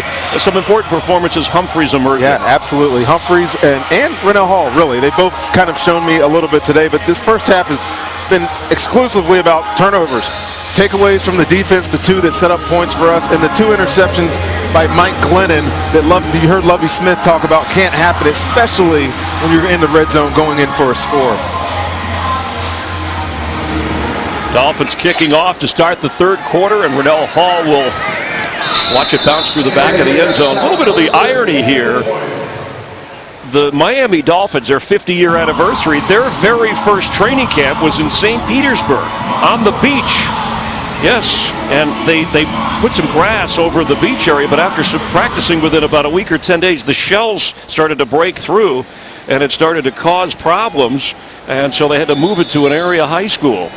And you'll notice this throughout the entire football season. Yeah, it's not for the 50 for the Dolphins. Super Bowl 50. Though it's a coincidence, Super Bowl 50 in every stadium across the league will have the gold 50 on the yard line this year. But as someone growing up in Florida, I always look forward to the Dolphins and Bucs in the preseason, no matter how well they did during the regular season, as Mike James carries. And Seth Lobato, who was with the Dolphins last year, he takes over at quarterback. Glennon went the entire first half. And he's 6'6". He's got a big arm, much in the mold of a Mike Glennon, and could be a guy that goes to the practice squad. Glennon finished 11 out of 20, 141 yards, a touchdown, but he had the 2 picks. Yeah, the negative, obviously, is the 2 interceptions. But to me, he still looks good. He had some balls batted at the line of scrimmage. But for a guy that you need in the building, a backup quarterback, he's pretty good. For Hall, and he hauls it in. Were his feet in bounds? The official says yes. A 27-yard toss and well placed by Seth Lobato. And a great adjustment here, Chris, by Rennell Hall on the sideline. He sees that this ball is underthrown, gets away with a little push there maybe. The concentration to get his feet down after making that catch was very, very impressive. I was getting ready to tell a story about Rennell Hall earlier, and we have the depth at wide receivers as good as any position on this football team. Lobato in trouble and goes down. With Vincent Jackson at one starter, Mike Evans, we know what Louis Murphy is. We saw him a bunch during the preseason. Russell Shepard has really improved as a receiver this year, even though he's a special teams guy. So the Bucs go out, they draft 2 receivers this year. Kenny Bell is one of them, and he's hurt. We're not seeing him tonight. And Kalen Clay, who's mostly a returner. And so Rennell Hall's a free agent. He has an opportunity to go anywhere. Well, he loves the Bucs. He grew up, obviously, in Florida, went to Central Florida, and he told him, you sign me. I'm confident enough that I can make this football team, and that's why he decided to sign with the Buccaneers.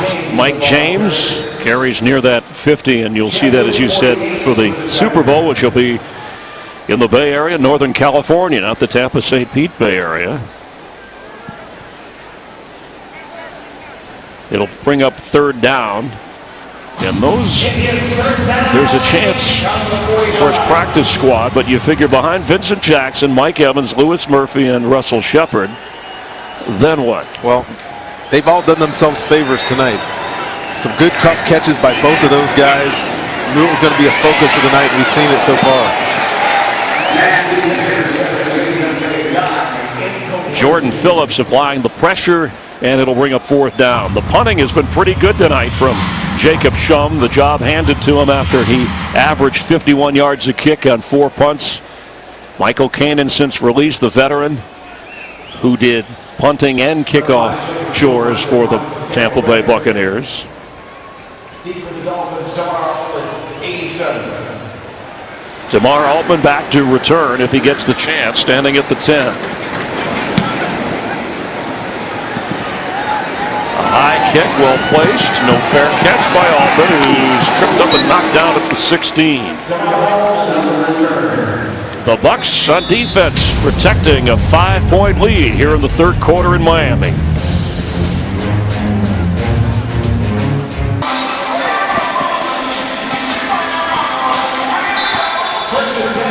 Buccaneers with a 15-10 advantage here in the 3rd quarter, and after an excellent punt, playing the field position game. Pass is caught. Pass complete to 87 to Damar Altman. Isaiah Fry on the coverage of Altman. So the starting corners, Rondé, for this team when they're healthy and open against Tennessee, can we assume it's Werner, Alteron Werner, and then is it Banks? Is it Jenkins, Sterling Moore? You know, Sterling Moore is going to be used probably as the nickelback, and that would be his sole responsibility. But on the corners, pretty certain. False start. Offense, number 77. 5-yard penalty. Still 2nd down. It's fairly certain that Alteron Werner will be one starter.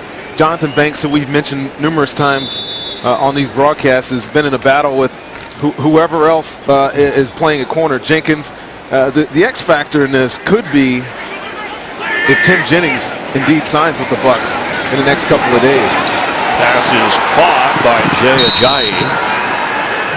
We'll be talking with Jameis Winston here in just a moment from down on the field. But I think Jonathan Banks has had a really good preseason. You know, he wasn't the starter at the beginning of last year. He came in, was the starter, had a great season, 4 interceptions, and I think he has an opportunity to continue to build on that. Rondé Barber, Chris Myers, we welcome in Jameis Winston, and we will.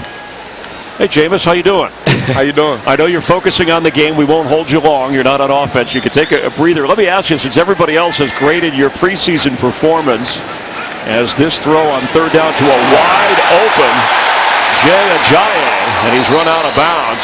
Now, how would you grade? I know it's only been, maybe a game and a half when you compile the quarters. How would you grade your NFL play in the preseason? I'd just say it was fun. You know, obviously I got a lot to improve on, and that's my goal, to get better every day, but I just had fun doing it. What would you say you'd like to improve upon the most? What jumps out at you? Just ball security. I had 2 interceptions that cost us, you know, so I got to protect the ball better. Jameis, this is Rondé now. You come in, you've won a national championship, you've been a Heisman Trophy winner, and you've played in, you're not playing in this one, but you played in 3 games in the NFL. What to you has been the biggest difference between college and pro? Oh man, that rush, man. That front 4, those defensive linemen get to you fast, you know, and linebackers as well. You know, they can defend the pass. Everybody in the building, coaches, players, continually talks about you and your study habits in the game. You go in the meeting room, you watch a lot of film. Where did that come from?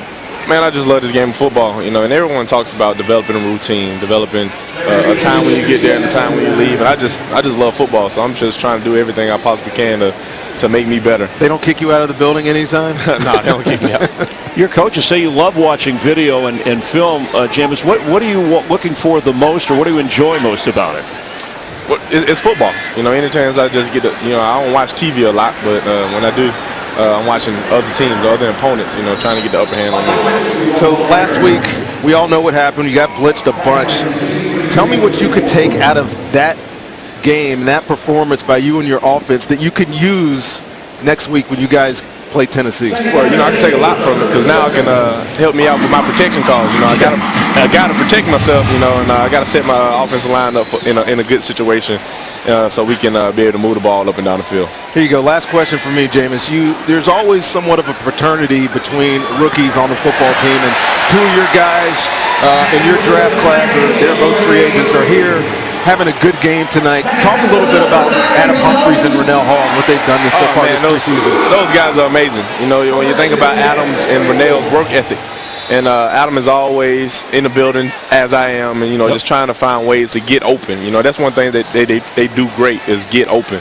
You know, and as a receiver in this league, you know, especially with the DBs and the amount of money they're getting paid, and the DBs, how good they are, you know, you got to have a receiver that can get open. You know, I tell Adam all the time, I say, Adam, you like my Wes Welker, and I tell Speedy, I say, hey, Speedy, you just like Mike Wallace, man. You be out there balling. That's right. We'll let you go, but you'll be ready for Marcus Mariota. You're ready to you'll be compared with him throughout your entire careers. It's exciting that you get to start with him on opening day.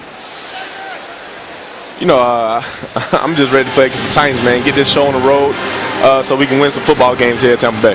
Thank you very much, Jameis. We appreciate it. All right, thank you. Jameis Winston with us.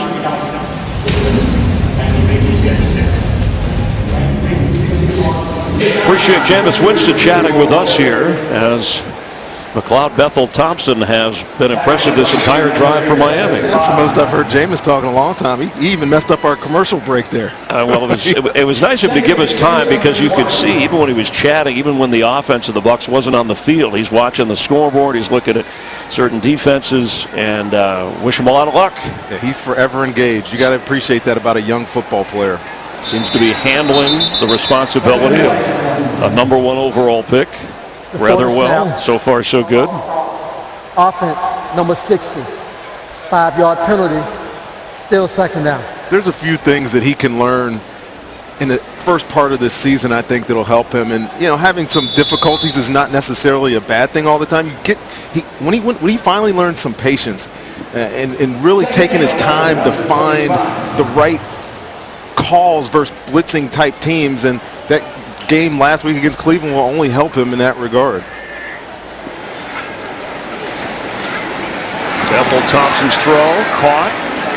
It's Kobe Hamilton brought down right away. Well, we didn't have a chance to ask him because we had to rush off, but Jason Light, the general manager, will be here, who raved along with Dirk Cutter about just what you were saying, Rondé, that for a 21-year-old rookie coming into the league, he has the ability at the line of scrimmage, even though a good call was sent in, to make an adjustment at the line of scrimmage when he sees what the defense does, and that's where a lot of that studying of film and video that he said he enjoys so much comes from. We know he's a quarterback with great arm talent, and he likes to try to force balls sometimes into tight windows. But one thing I think that he'll learn. Pass is caught down inside the 5. That's Matt Hazel. You can still have that kind of aggressiveness in your passing, in your demeanor and your intentions, but he's got to learn to check the ball down. A couple of those turnovers last week, if he just takes an extra second and finds the open receiver or the open running back or the check down out of the backfield, he gets first downs, he keeps the chains moving, and those positives help a football team. He'll figure it out as he goes along. It'll be a great scene a week from Sunday at Raymond James. Marcus Mariota and the #1 pick, Jameis Winston, two quarterbacks that we hopefully will be watching for a long time in the NFL. First and goal. The Jai carries for Miami.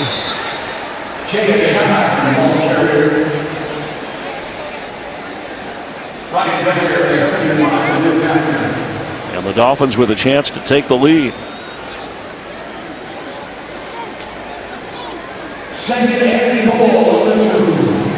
I thought we might see Josh Freeman at quarterback for Tampa Bay, or for the Dolphins, I should say, the one-time Tampa Bay first-round pick. But so far, Bethel Thompson's throw picked off. Kasim Green going up the sideline and still going. Green has an interception and a Tampa Bay touchdown. 98 yards. No flags. No flags, and Chris, just an outstanding interception. Saw this thing happening the whole way. It was a quick, similar to the play that the Bucs scored on with Adam Humphries. You see Kasim Green having to go over the top, and man, talk about hands. Linebackers aren't normally known for this, but this is a great catch and then the wherewithal. Get up and go score. You talk about Lovie Smith's defense. This is what they want to do. Turnovers are good. Great block by Hackett. But you want to be able to score on defense. Score, get the ball back for your offense is the motto. But you want to score. And that is another great example of how turnovers have affected positively this Tampa Bay Bucs defense. He's out of breath. A guy on the bubble from Rutgers. He was with the Bears last couple of years, but really a good block by Hackett and Keith Tandy, who was the injured player previously. Under review after a touchdown interception return. Well, Lovie Smith said he liked the takeaways in the first half, didn't like the giveaways. Kasim Green with an interception return and a diving grab, and then getting up and going 98 yards, all scoring plays to be confirmed. And from every angle we've seen Rondé, and they're reviewing it now, the ball never touched the ground. Yeah, and remember, we have different cameras than the referees are looking at down on the field. They got the Miami feed, but from our angle. After reviewing the play, the ruling on the field stands as called. Touchdown. From our angle, there was nothing conclusive that would have taken that interception away, and that would have been a shame to take that away. Kasim Green's a third-year player out of Rutgers, fighting for her opportunity to be on this football team. And I don't know if he was a running back or a wide receiver in high school, but that was a pretty impressive catch there, Chris. Well, and then to get up and run, and you know, Lovie talks about Lovie Smith getting blocks when there's a turnover downfield. Don't just get the takeaway, score with it, and they certainly did that. Connor Barth to try the extra point, his first activity tonight, after Kyle Brinza has stole the show with a 55 and 57-yard field goal. But another big play for the Buccaneers. A 98-yard interception return by Kasim Green. Kasim Green with the takeaway and touchdown. Connor Barth ready to kick off. He went to Elizabeth High in Elizabeth, New Jersey. Same high school as Richard Batman Wood, the ex-Bucs linebacker who still lives in Tampa. Nice. And hope he's watching. And it opens up the lead. Barth, who was signed to challenge Murray, who's had a knee injury and appears to be out of the picture. But Brinza has stole the show. DeMar Altman back for Miami. And Barth gets it 8 yards deep into the end zone. Altman's coming out. And up the middle has room. Here comes a flag, and he gets across the 21-yard line. Already 6 penalties, 7 penalties on the Miami Dolphins that have been accepted tonight.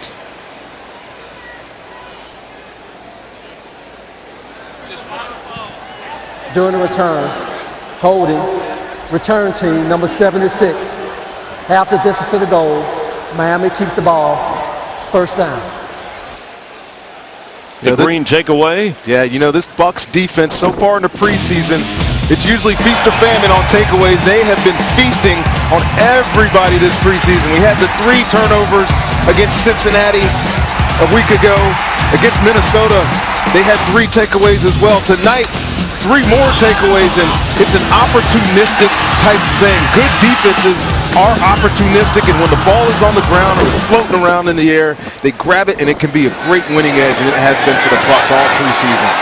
Josh Freeman's first throw is complete. DeMar Altman for a Miami first down. 17th overall pick in 2009 by the Bucs. This preseason, 10 of 26. He has a touchdown and a couple of interceptions. I was talking to Bob Greasy, the great Dolphin quarterback, who's part of the broadcast TV crew here for Miami with Dick Stockton and Nat Moore, and he said Freeman physically has actually looked good for this team in the preseason. I watched the Atlanta game from last week, preparing for this one, and he played in the 4th quarter of that game, and he did look good. Obviously playing against different talent, but we know he has the skill set. Gillislee with a first down run to the 40. It's the other things that have kept Josh Freeman out of the NFL and not able to live up to his potential. And it looks like Keith Tandy, who was hurt before but was able to walk off the field and then was part of that interception return touchdown, throwing a block downfield, hurt again for the Bucs.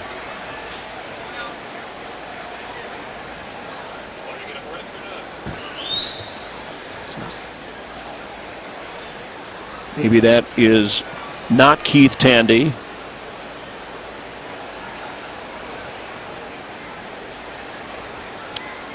Yeah, I think that might be Larry English. It is Larry English. We didn't get a chance to see that play. The play had already passed by. Here's another guy. 7th year, he brought him in last year.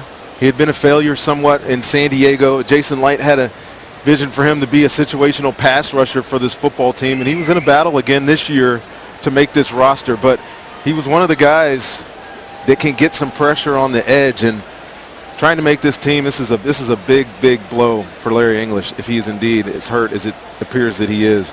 We had Gilkey leave with a left knee injury in the first half. Another player on the bubble. Yeah, Bobby Slater is the head trainer here in Tampa. He's down there seemingly consoling Larry English, and yeah, these are tough moments, Chris. When you're in your last preseason game, and they're bringing out the card here. That's again. How Gilkey left. And when we were talking to Jameis Winston, we didn't have a chance to talk. The injured player was Keith Tandy, but he was able, as I mentioned, to get up and walk off and then came back into play. So that was encouraging. Obviously, this a lot more serious. You know, these are fringe players. You know, these guys that have been hurt, and because they play a lot of snaps in this last preseason game. But they've been on the roster since March, April. They've been in the locker room with their guys, their teammates. There's a brotherhood somewhat amongst these guys, and I guarantee you every player on that sideline is hurt now for Larry English and Garrett Gilkey, who went in earlier with an injury. Well, I think they all realize how important every snap is, and it could be them. He's right in front of you, right there on the end of the line of scrimmage. Oh, man. Yeah, cut block by the tight end. A hyperextension. Hopefully that's not as bad as it looked. Larry English in his 7th season. Former first-round pick of the Chargers. So both Gilkey and English have had to leave the game on a cart.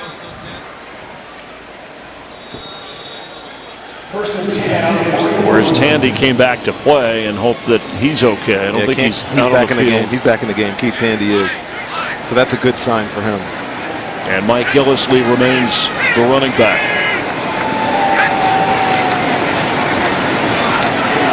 And brought down right at the 40 by Josh Keyes. Free agent from Boston College who caught some attention in training camp. Hasn't sparkled in the preseason as much as they had hoped, but a big game for him. Another guy on the bubble. That roster cut Saturday from 75 down to 53. Between Josh Keyes and Kasim Green, Jason Williams, all have affected the game tonight on defense.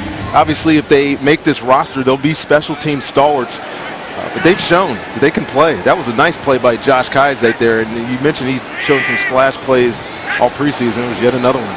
Josh Freeman's throw between a couple of defenders and good enough to Matt Hazel to get into Buccaneer territory. There's the good with Josh Freeman.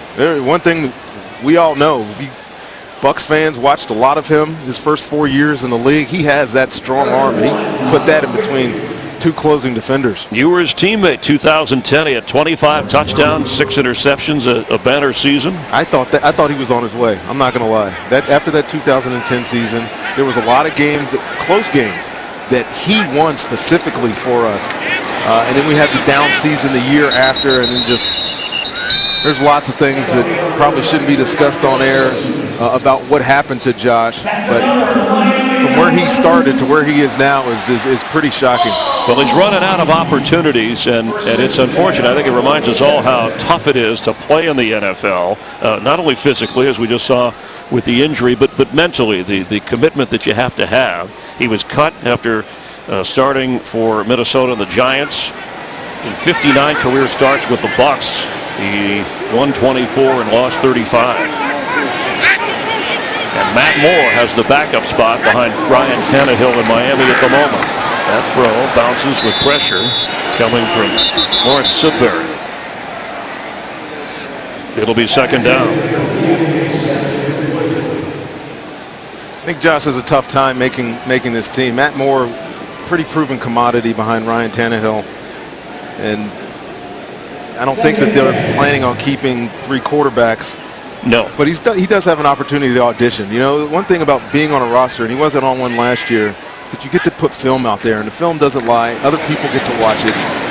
So if he's going to get an opportunity, he's at least got some things for other teams to look at. LaMike James, the formerly LaMichael James, Gary. Because if you remember when he went to Minnesota after he left Tampa a couple years ago, he put in an awful performance, and he hasn't seen the film since. He bounced between 2 or 3 teams, never playing another game. And Miami, Dennis Hickey, who's the general manager here, was with the Bucs up in Tampa, decided to bring him in and give him another shot, and that's why he's here in Miami. On 3rd down and 6 from the pocket, open, a little bit overthrow, trying to go to Stoneburner, the tight end. Jordan Cameron, who came over from the Browns, and Deion Sims are the top 2 tight ends on the Miami roster. And Jake Stoneburner, college football fans will remember, played at Ohio State. Matt Dar back to punt, 2.5 to go here in the 3rd. Jason Light, general manager of the Bucs, will be joining us live in the 4th quarter. Rennell Hall standing at the Tampa Bay 10. Dar drops it to 14 and it rolls inside the 5. He's been good all night, putting the Bucs back in their own territory. Tampa Bay on offense with a 22-10 lead in Miami.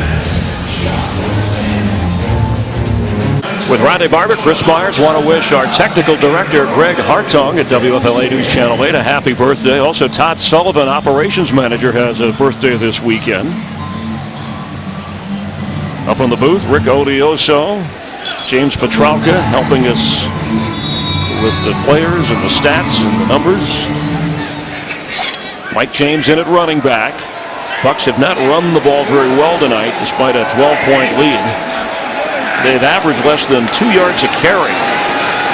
But James finds a big hole and works his way all the way up to the 29-yard line. Well, was that more offensive line or was that more James? You know, there's a lot of optimism in Tampa about Jameis Winston, but the reality of the situation is that they have to get better up front on the offensive line. Sacked 13 times in the first 3 preseason games. Mike Glennon and Jameis Winston have been. Yes, there's some young guys up front, but the season is approaching quick, and they have to get better. A 25-yard run from James, the former Hurricane, who carries again.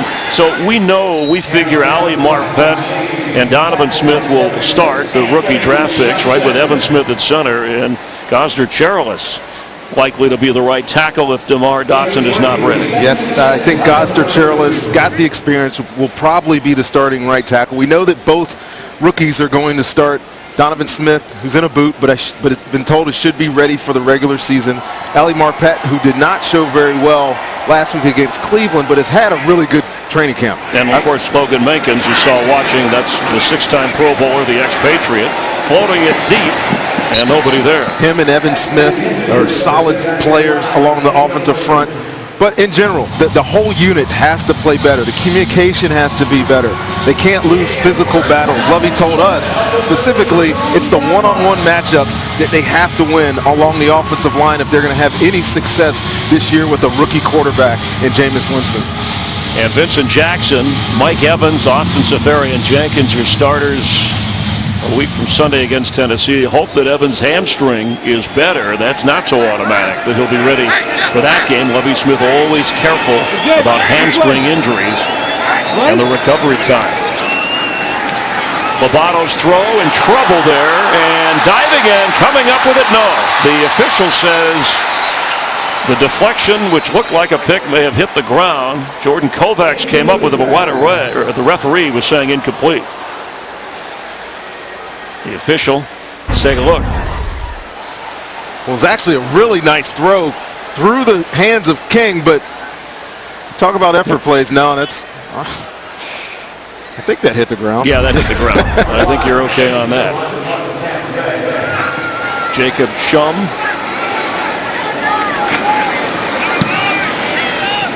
A high kick. Altman takes it on the sideline. Here comes a flag. And he's pushed back at the end of the play to the 22.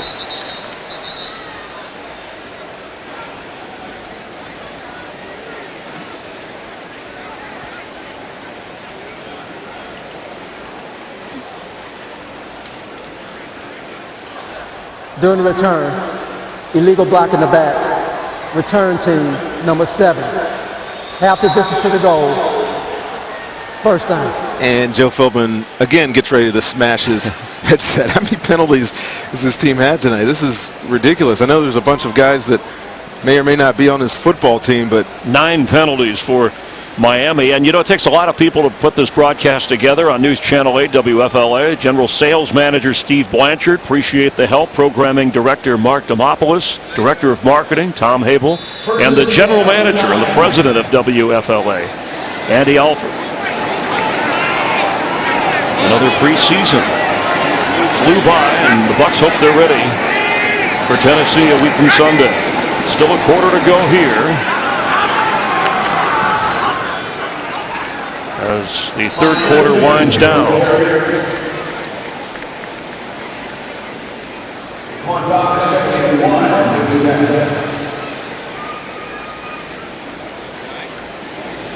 Josh Freeman following McLeod Bethel Thompson, who played the entire first half.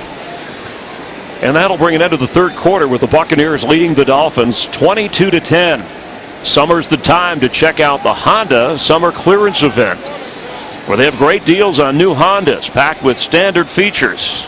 Right now, check it out at your Honda dealer. We've had an interception return for a touchdown, a safety, a touchdown toss, a couple of 55-yard-plus field goals, a little bit of everything.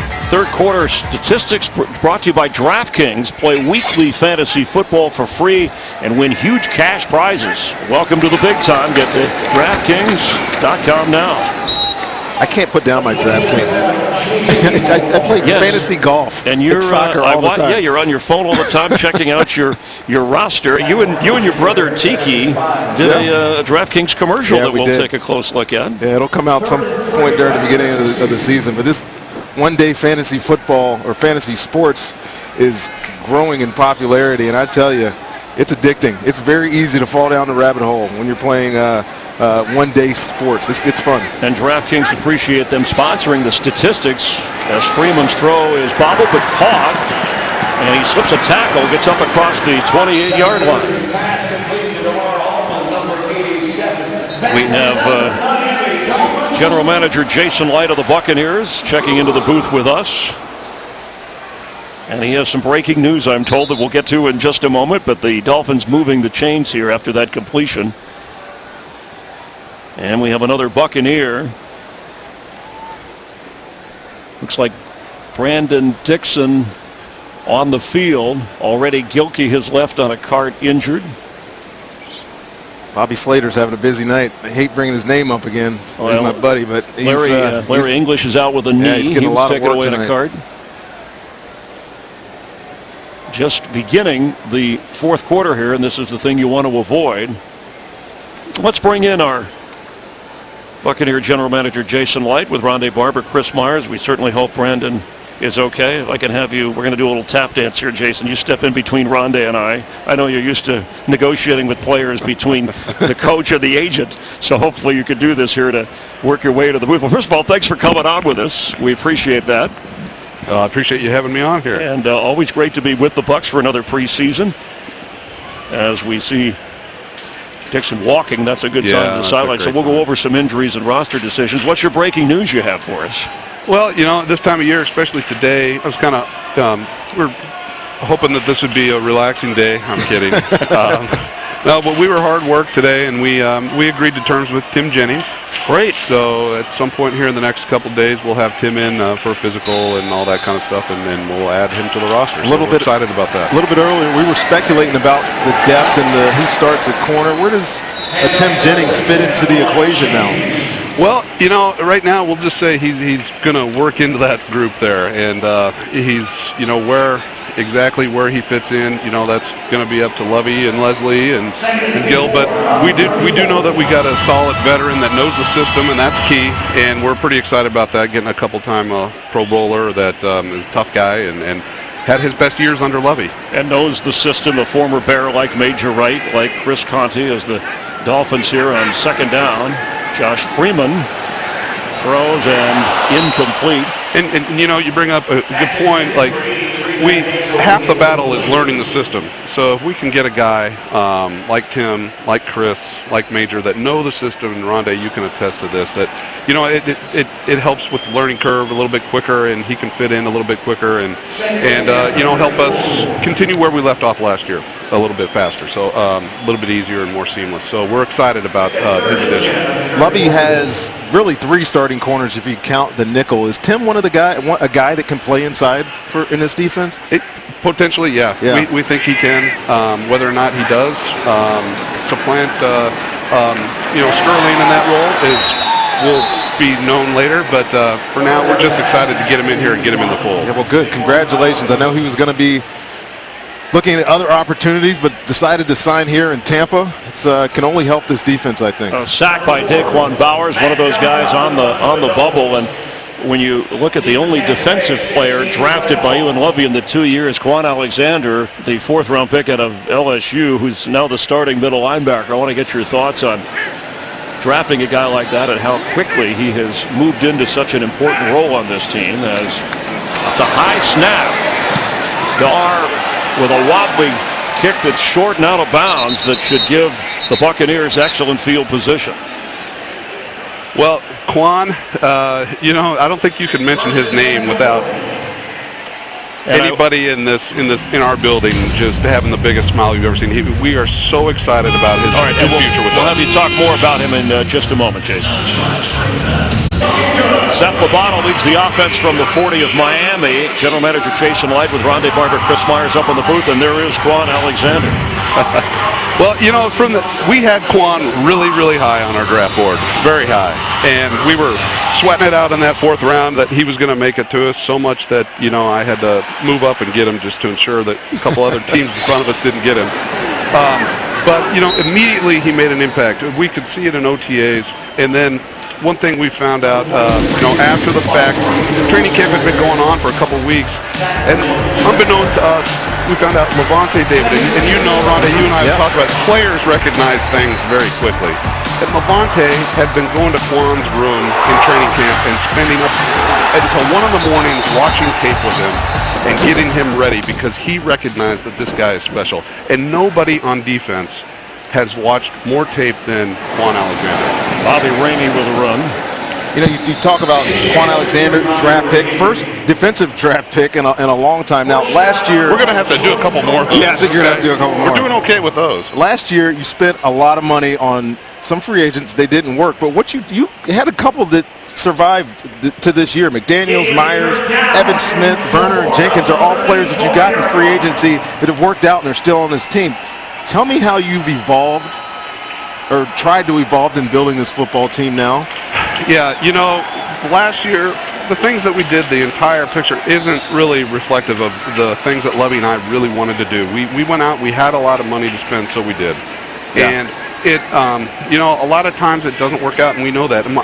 We both, especially myself and my background with the great personnel guys and coaches that I've worked for, you build through the draft, and that's how you build your team. You get your cornerstone players through the draft, and then you can chip away in free agency and get some, get some nice little nice players that are, middle tier type free agents that can make an impact, like Clinton McDonald and Werner and those types of guys. But if you try to hit the home run all the time, it doesn't always work. It'll bring up 4th and short. And how about the kicker you acquired, Kyle Brinza? Now, of course, he's already made a 55-yarder and a 57-yarder. And we have Connor Barth getting his first chance at a field goal tonight. He traded Tim Wright for Brinza. So you have a decision Lovey Smith does to make. There's Kyle Brinza, the Notre Dame star who has come up big. Yeah, and he's really, Brinza is another byproduct of us having the waiver claim that we do, because we were able to claim Tim Wright off waivers and then use him to get Kyle. And we're very happy with Kyle. And Connor Barth's kick is blocked here. And we're very happy with Kyle, and it's going to be okay. That's not a repeat. I think that's at a tough moment for Connor Barth. We'll have more with Jason Light. The Buccaneers protecting a 22-10 lead here in Miami. Dolphins from the 40. Jameis Winston, nice enough to join us. Great talking to him earlier with Jason Light. You didn't hesitate about drafting him number 1. What have you seen so far through the preseason and the pro game, Jason, that assured you got the right guy? He's an ultimate competitor. He's an ultimate team guy, and I've never seen a young guy study the game and love the game as much as him. And that can be you can't find a person on our offensive staff that feels differently. And you told me Dirk Cutter said he is maybe above some of the great players that he's coached, one of the smartest that he's been around. He does feel that way, and it's all everything that we thought about Jameis he's shown us so far when we've had him. And you draft a guy like that, you want to protect him. So in the second round, Donovan Smith, Ali Marpet, young linemen that are going to start for you that are on the spot, literally, figuratively. Right, and we're very excited about both of them. I know that last week we had some struggles, going against a new front, and we only had 2 practices to prepare for it. But before that, both of them actually, Donovan played great last week. But before that, Ali had been showing signs of stardom in, going against great players, Geno Atkins, Sharif Floyd, and then Gerald McCoy, of course. So we know that there's going to be a learning curve. We know that there's going to be some ups and downs with rookies. There always are. But the long term and the short term, we're very excited about. So we've talked a lot about some of the things that we're looking forward to. What are some of the things, as a guy that's trying to build a team, top, bottom, top, however you want to describe it, what are some of the things that are worrying you about this football team? Well, I don't want to necessarily say worry. But it's, tough question, Rondé. Boy, you just got to lay that out there. I don't want to lay it up and make everything easy for you. What are you concerned slightly about? Well, we know that we couldn't fix everything. When you try to fix everything at once, you run into a situation like maybe I ran into last year, where you try to, do everything at once and think that you can just mold all these players and they're going to play great in the same system, blah, blah, blah. Well, there are some pieces that we need, and we need some more consistent pass rush, and that's for sure. Yeah, in fairness, obviously, fans aren't very patient. Here comes a flag on the back end of this play. Fans are definitely not patient. But you and Lovey are in a hurry. Lovey Smith, just like the Glazer family, you're in a hurry to win. And Offense, number 61, 10-yard penalty, replay, first down. As you said, there's a lot of ways to do it, and I point out no matter how you can draft some receivers, but you also, the free agents of Rennell Hall and Adam Humphries, who we have seen tonight step up really big, that look like they're going to have and make an impact on this football team. Yeah, and, we still have this waiver claim period coming up here, in the next couple of days, that we've had our eye on quite a few players at different positions that we think can make our football team and make us better. So Kyle Brins is a perfect example. He's shown that he belongs in this league, that he's a very good kicker, but he happened to be behind a Pro Bowler there in a former All-Pro in Detroit. So there's other situations like that. You talk about that waiver claim, the mechanics of it. It's not always good to have the first pick in the draft. You did, and you got your franchise quarterback. You also have first dibs on every player that gets cut across the league. So there are some benefits coming forward to you in the next couple of days when guys start to get cut. And we're going to take advantage of it this one time that we have. Yeah, that'll be on the other end. I want to give you a little credit. We won't name the player, but when the Lions were interested in Tim Wright, wanting to add, they were going to give you a different player, and you and your staff and Levy got together and said, no, we need something in this area like Brins, like a kicker, and they were able to come around to a need area for you that he's obviously delivered. So that's part of the negotiating game that goes on as Freeman's throw is on target near a first down for Miami. And today, I probably took about 12 calls today from teams shopping their players. And, that's just kind of common at this time of year. And you're getting calls for Mike Glennon. You have. Some have expressed interest, I'm sure. Mike Glennon's on this football team. So. Okay. I'm just trying to up his value for you, Jason. We're trying to help. But the big news, Tim Jennings being added, and every bit of help that you can get. And Lovey, when we met with him early, he felt a lot better about where this football team was going into the first game of the regular season this year than he did last year. And that's to be expected. Yeah, that goes without saying. There's another young player here making a tackle in Jude Ajay-Barima, who's opening some eyes for us here. Another young corner. So we've got some young football players on this team that we're getting a good look at tonight to whether or not we keep, or are they as good as the guy that we were thinking about claiming, or better. This last preseason game, I know we've seen a couple of injuries, players that were attempting to make this roster. The injuries at this point of the year, are any of them major concerns for you as y'all start to get ready for Tennessee in another 7, 8 days, 9 days? Well, any injury is a concern for us, but some of the injuries that we've had at Mike Evans, he's coming along. He's on schedule where we thought he was, and we're continuing to work hard with him every day. And so, but any injury that we have is hurting us. But every team in the league right now is suffering through the same thing. And a surge by Mike Gillislee, the ex-Gator, on 4th and 1 as the Dolphins went for it, gives Miami a first down at the 25-yard line. So tough cuts coming, but then you'll also be watching to add somebody, as you said, in certain areas. So it's going to be a busy few days, and then, of course, a week from Sunday, the regular season starts. And I can't wait. This weekend is always a lot of late nights. John Robinson, myself, Mike Beal, Rob McCartney, our entire staff. We have some late nights. Sunday is great. As soon as we get that practice squad set, Sunday we'll probably go to the press box, have some wings. I love the press box. Well, thanks for coming up here. We appreciate it, especially with the latest on Tim Jennings. It's nice when you can add a player at this point, a guy that Lovie Smith is familiar with, and he obviously wants to play for Lovie. Yeah, he was very excited to play for Lovie. We're very excited about that one. And he's just going to be a great kid for the room. And like I said, he played his best football under Lovie. So Freeman's throw almost intercepted.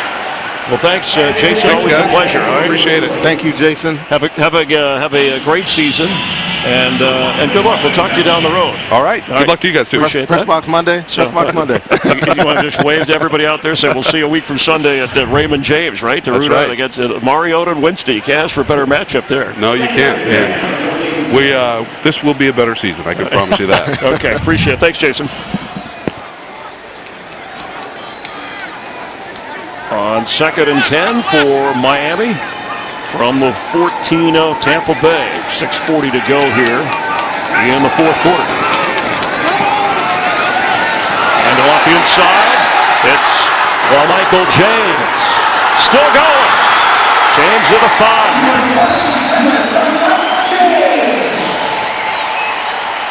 Jason Light, I love that he came up here and answered our questions, but I have a lot of respect for him. I've spent a lot of time with him this preseason talking about the roster, talking about the philosophy and the direction that they're going for this football team. And I asked him that question about free agency and building this team now through the draft somewhat. And I got to commend him, give him kudos for ditching 3 guys that they did not felt were right for this team, that they picked up and paid a lot of money for in free agency. That's a credit for them wanting to do it the right way. Gillislee in for the touchdown. Mike Gillislee gives the Dolphins 6.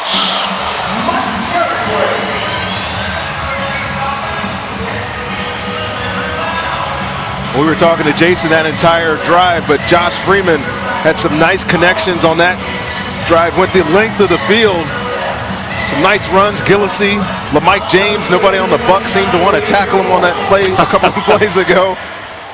And they go in and make this an interesting game here in the preseason. Yeah, and I did want to mention, too, with Jason Light, you asked him, hey, what areas concern you? And for him and Lovie Smith, they were embarrassed. I mean, they're professionals last year. They did not expect, as you said, with the moves they made, they wanted to try to win and make a statement. 2 wins just didn't cut it. Lovie has been candid with you about, hey, we even review ourselves, our coaching staff. An extra point goes through, and adding a Dirk Cutter certainly will help. Rondé Barber, Chris Myers. More on the Bucs in the preseason, and former Buck Josh Freeman leading Miami in for a touchdown. I want to say hi to all the Buck fans joining us on News Channel 8's coverage of the Bucs, also in Orlando on WFTV, Channel 9. In Cape Coral on Fox 4, in Tallahassee. Jim has probably watched Fox 49 quite a bit, and in Mobile on Local 15. And our thanks to Brian Ford of the Bucs and Nelson Luis for all their cooperation throughout this preseason. Josh Freeman 4 out of 7 on that drive for 49 yards, setting up the touchdown run. The Horizon 5 scoring drive, 5 capped off by that 5-yard run, his second of the night. Tightens the Bucs lead just a bit, 22-17. Hall back to receive. deep enough that he has to down it. Bucs will take over with Seth Lobato from the 20-yard line. Lobato may be hoping. He's got the big arm to catch on as a practice squad player.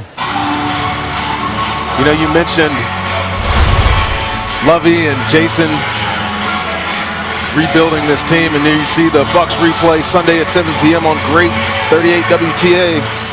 But we talked about building a team. There's been other teams around the league that have done the same thing. I just look at Philly, Chip Kelly. The team was good last year, made the playoffs, and in his mind he said we weren't there. And so they did a lot of similar things that Tampa did. Got rid of some value-free players and have started over again. And you know, it can work. There's no reason it can't work here in Tampa. Tavares King with a catch, but there's a flag.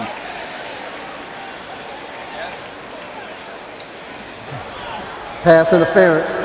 Offense, number 15. 10-yard penalty. Replay, first down. So that'll nullify the gain, Tavares King. But the news that General Manager Jason Light confirmed, we were speculating once he visited, but he left without a signed deal. But apparently he has signed, according to the Bucs and Jason Light. It's agreed to. Tim Jennings, 31-year-old, who was drafted by the Colts in the second round, but a two-time Pro Bowler with the Bears when Lovie Smith was there, the younger cousin of ex-Buck Donnie Abraham, and he's now part of the Tampa Bay secondary, reunited with Lovie Smith. James carries up to the 14. Tim Jennings' 2012 and 2013 seasons were about as good as you can expect from a corner. And it seems like every time you turn on a Chicago Bears highlight, it was him intercepting a ball and returning it for a touchdown. You know, you see those 20 interceptions on his career. You know, that a guy that affects the ball like that can only help your secondary. And we talked about Alteron Verner and Jonathan Banks, both guys that should start for this team. Jenkins is here, but adding him to the mix to maybe play inside, challenge Sterling more for that nickel role, gives you a lot of depth, and you can never have too many corners in the NFL. Lobato a bit high, also very good against the run. Rondé, correct, from the tenacious in that area, and from your statistics, very impressive of career interceptions and sacks, and of course being the Iron Man you were. How important that entire, not just covering somebody, but not being afraid to tackle. Well, you talk about the cover two defense, and Lovey does play a lot. It's not exclusive, like we were back at the beginning of this system, but the corners are always in the flat. When they reroute after disruptive route of number one, they're sitting in the flat. So a lot of the times the ball ends up coming out to that side, and they have to be tacklers. It's a necessity of the defense, and Verner's good at it, and Tim Jennings is also very good at it. And the Dolphin defense good on Mike James. The tackling there is their reserve players force a fourth down to bring in Jacob Shum once again. He's been the holder on the long field goals by Kyle Brindo, 55 and 57 yards, and he's punted all night. And once again, he'll be standing in his own end zone. Damar Altman back at the Miami 40. Under 4.5 to play here in the fourth quarter of preseason game number 4. Shum gets it out of here, and it bounces a short kick on the sideline with a flag.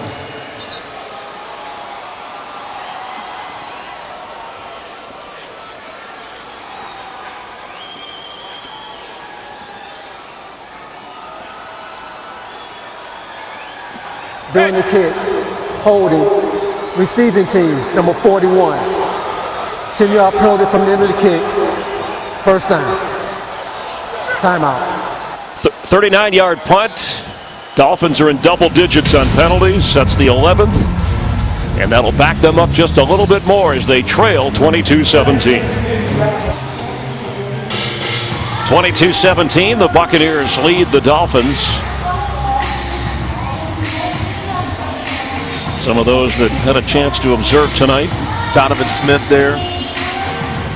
Your presumed starting left tackle for Jameis Winston. And another valuable pickup we didn't talk to Jason Light about. You pointed out, though, the order, because of the poor record last year, to claim, but the Goster-Charles move when DeMar Dotson was injured, and he'll probably end up starting right tackle on opening Sunday against the Titans.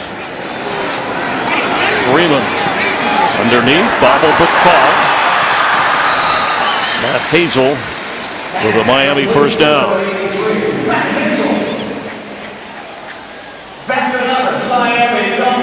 And we talked earlier in the game about wanting to win this game. Lovey said you put the scoreboard on, you want to win. Josh Freeman has come in. Obviously, he's a veteran. He's been around. He's having his way with this young players on this Bucs defense. And one thing I'm taking away is how smart he's been with the football. Watch how many times he's checked the ball down when he looks down the field. But he finds the open guy and gets positive gains. Things that our quarterback, Jameis Winston, in time will learn to do. And that was a problem when Freeman went south, was not protecting the football. From the pocket, a little high, but hauled in. Jake Stoneburner, the ex-Buckeye. You know, the top two tacklers for the Bucs in the preseason coming into this game, Quan Alexander and Will Golston. Yep. Who, of course, Quan didn't play tonight. We saw Golston. You talked about how good he was. And like the Dolphins, the Bucs, new middle linebacker, new punter. Changes made. Yeah, new quarterback on offense for this team, obviously, but also a new quarterback on defense with that kid there, Quan Alexander. And he's shown it. He's proved it. He deserves every amount of playing time that he's going to get when the regular season starts. And Freeman keeps himself. Ryan Tannehill, since he's come into the league, Miami's starting quarterback, the most sacked quarterback since he's come in. Tells you something about the offensive line problems. Yep. But the Buck quarterbacks were the most sacked in the preseason, including Jameis Winston. And I like the candor of Dirk Cutter when he said, you know, we stunk last week, but these are things that are correctable, and we have to correct them for the regular season. Well, Ryan Tannehill is a perfect example of sometimes it takes quarterbacks a couple of years, takes them a little time to get comfortable. Because there was nobody that would have said 2 years ago that Ryan Tannehill was one of the top 10 quarterbacks in the league. But you look what he's been able to do here under new offensive coordinator Bill Lazor the past 2 years. I mean, he went to completing 76% of his passes. His interceptions went down, his touchdowns went up. I mean, he's got a chance. You saw the preseason numbers without having a chance really to gel with his receivers, but last year 4,000 yards, 27 touchdowns. 80% of completion in the preseason? I mean, that's saying something. And the Dolphins have the Redskins on opening day. Oh, that whole mess up there. Mike James carries. Yeah, I guess the Dolphins, too, in the AFC East, and they hope to make a run at the top of the division where the Patriots have dominated. I guess they're not thrilled about hearing that Deflategate settlement today that'll have Tom Brady able to play. People talking about that around the National Football League. Buffalo has a change at quarterback in the AFC East with Tyrod Taylor. The Jets have a change because somebody on the Jets team punched the quarterback. I mean, you can't make this stuff up. Yes. Did you think there was any chance that suspension was upheld? I knew there would be an appeal, no matter which way it went. That's the way the system works. Freeman. Yes, what a catch by Tim Sevish. The throw was low, but he reached out and showed good hands to take us to the 2-minute warning. Dolphins threatening to take the lead. They have a first down deep in Tampa territory. 2 minutes to go here in the fourth. Take up to $10,000 off a new 2015 Chevy Silverado during the Chevy Summer Bonus Tag Sales event. It's going on right now. Humphreys 4 catches in the game, 62 yards and a touchdown. This is the Mike Glennon, Adam Humphreys show early in his football game. So much, in fact, that we didn't see Humphreys at all in the second half. I guess he had done enough and impressed the coaches with his catches, the touchdown. Coming up, our Florida Hospital Player of the Game. We'll get to that in a moment. We have a challenge here. Rather late. Tampa Bay is challenging the rule on the field of a completed catch on the previous play. So the catch by the tight end, the fingertip grab. You know, Lovey has a guy up in the box. He actually told us this morning. Don't give away any secrets, sir, right? But yeah, no secrets. Okay. But he has a guy that looks at all these, and according to Lovey, he's 100%. So yeah, of course he has members of the coaching staff, but this is another employee of the Buccaneer company who helps. The more you can do, right? That's right. Versatility, and if he's batting 1,000, then Lovey says, "Okay, you're going to work with us on the challenges." Might as well get in a good one before the regular season. And what a season it was for the Tampa Bay Lightning when you think about sports in the Tampa St. Pete area. The Rays, I know they had a tough loss last night, but they've somehow hung in there in the crazy American League wild card. And Lovey hoping the Bucs. Hey, look at the division last year was won by Carolina with a 7-win total. They went on and won a playoff game. And if you can beat the teams in your own division, which certainly the Bucs are capable, then maybe a playoff run is in them. It's time for the Bucs to turn it around, to start making positive steps. Starts obviously with a franchise quarterback, and they got that. They think they have that in Jameis Winston, and I do too. I think he's the guy to lead this team going forward, and I think Jason Light and Lovie Smith made the right choice. They've gotten better in a lot of key areas. You know, I asked Lovie early in the preseason how this team was going to be, just based on what he had seen and additions he made. And all he could say was they're going to be better. And better is good, but I think if you're going to take the step, then you have to go out and get the right guys, and I think they've done that. So I can see them taking a big step. And with this division being down, Chris, you know, we watched a lot of Carolina, a lot of Saints last year. Not very good Saints and Carolina last year, and Atlanta being down. There's no reason they can't sneak back into the conversation. So Tampa had challenged Rondé that catch that gave the Dolphins the first down, and after reviewing the play, the ruling on the field stands as a completed catch. Tampa Bay is charged a challenge in their first time out of the half. There goes your secret challenge weapon. There goes our secret weapon. Better to get it out of the way in the preseason. And, you know, this is an important day for players trying to make the team. The Florida Hospital Player of the Game, Cassine Green, not only did he have the interception return of 98 yards, first of all, to make this catch and then take it all the way with some terrific blocking.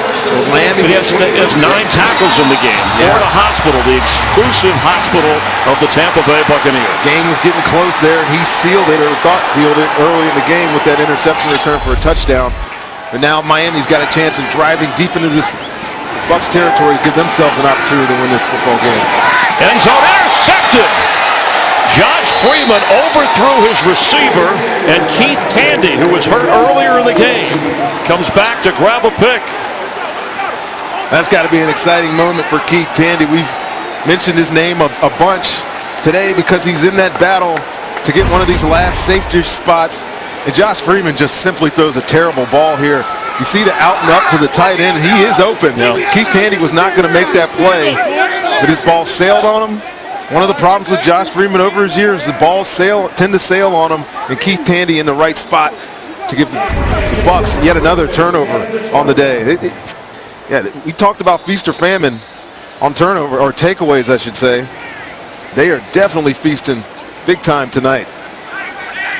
So you have the Cassine Green interception, the return for a score. You have the muff punt, which set up a touchdown. You have the safety, and you have the interception here that helps to keep Miami out of the end zone, and the Dolphins will use a timeout. The major Timeout, right Miami. interception off the tip, too. First, this is a 30-second timeout. Come in bunches, just like birdies in golf. You've been watching your DraftKings. I'm telling you. You get points off birdies and eagles and complicated formula, but it's fun. That's probably not fair if you're picking a football team on DraftKings and I'm going against you with your playing experience. I tell you what, the people who play fantasy football know as much about this game I am so as I do. That's why DraftKings, and we show the statistics, because when you come on to call a game or we do a game, the stats, they're as informed and plugged in. And then what's great about the NFL, you just watch it unfold. You never know what you're going to see, whether it's a preseason game, a regular season. Once they kick it off, crazy things can happen. It's another timeout there. You saw the credits being run for some of the people who work so hard to bring you the Bucs preseason broadcast. I always enjoy working with you, and it's nice that we can talk to the starting quarterback in the second half, the #1 overall pick, a rookie who didn't seem nervous on his first live interview with Rondé Barber during a game, and then have Jason Light, the general manager of the Bucs, come up and break the news that Tim Jennings has been officially added to this Buccaneer football team. And on Saturday, the roster has to be trimmed from 75 players to 53, and then there's, of course, an injury list, and there's a 10-player practice squad. Mike James with the carry and another timeout, so the Dolphins are out of timeouts. We were looking today to find some guys that are going to make it on the bottom of this roster. We talked about the tight end competition. We didn't really mention Cameron Brate or Brandon Myers' name much. They weren't that involved in the offense much today, but we did get some answers at wide receiver, I think. I think we saw that both Adam Humphries and Rennell Hall are capable players. Both, decision's going to be tough, but can't go wrong with either one of those guys. And Lovie Smith's offensive coordinator, Dirk Cutter, he described this offense to me as a vertical passing game with a two-back set, and that has me wondering, of course, Jaworski Lane is the only fullback. Yep. You go there, do you use a tight end? If you go as a kind of an H-back role, that'll depend maybe on the opponent. I think they have the option, and it's good to have that option because I think they like all four of their tight ends. We know what Jaworski Lane is. He made the team last year, and he gives you that presence as a blocker that you need, the big body.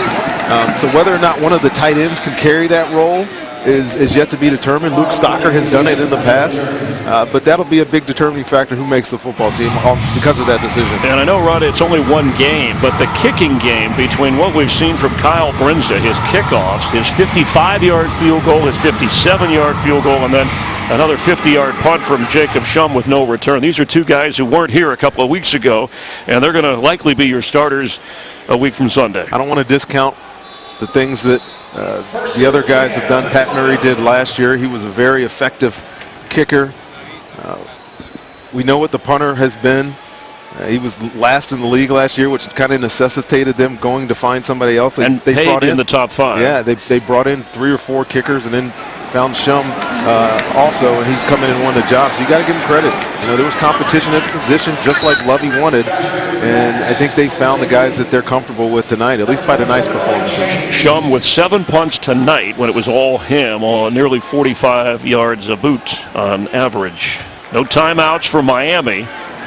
Josh Freeman threw the pick, in trouble here.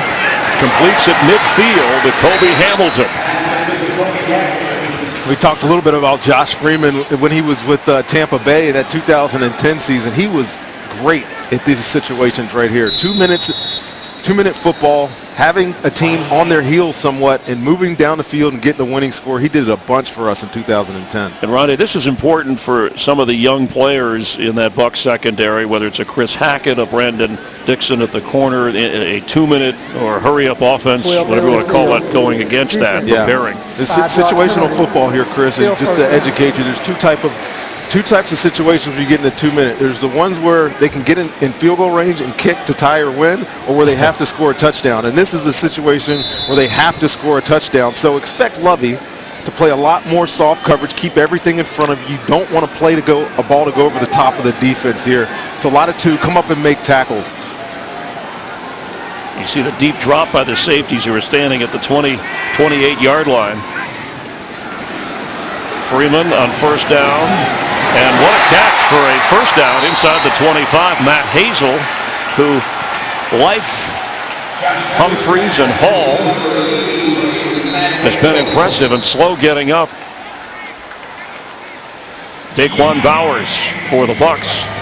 But Hazel trying to fit in as a receiver behind Jarvis Landry and Greg Jennings and Devontae Parker.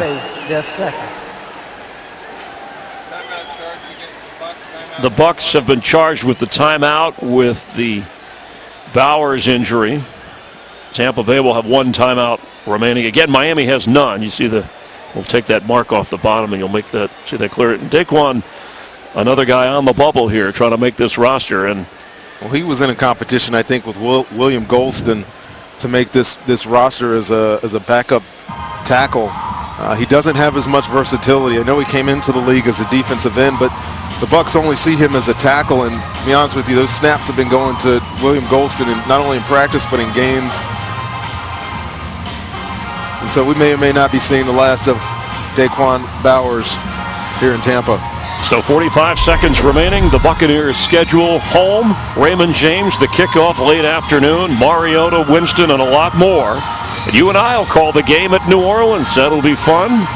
Then they're at Houston, and then we'll be back to call the game at Raymond James when the Bucs take on the Carolina Panthers, and then their state rivals to the north, Jacksonville, with Blake Bortles at quarterback. Now as I look at that schedule, there's opportunity there. There's none of those teams are great last year. Carolina obviously made the playoffs at 7-9.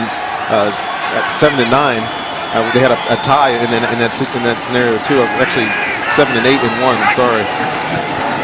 Freeman throwing off his back foot to get rid of it. But there's no reason they can't beat Tennessee at home.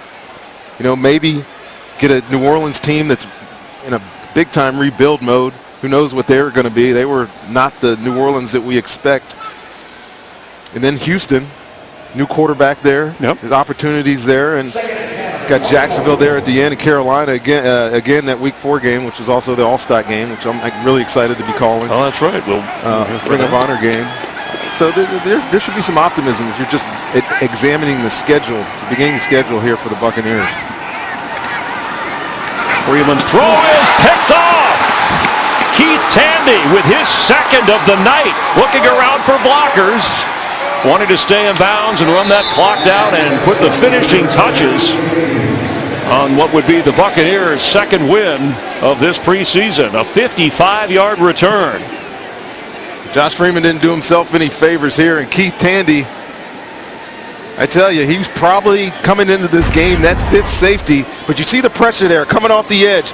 I made a lot of plays on that blitz, but the safety is the one that comes into coverage on that receiver. Josh Freeman telegraphed the pass, and Keith Tandy saw it the entire way to make a huge play for Tampa here. Ron, opened this broadcast, and you said what caught your attention this preseason, other than Jameis Winston, was the takeaways, that mentality, and how they had to do that, this team. 5 takeaways tonight. I know it was backups and reserves, but that's for both teams. A fumble and 4 interceptions. You said it. It is a mentality, and it's been on display this entire preseason.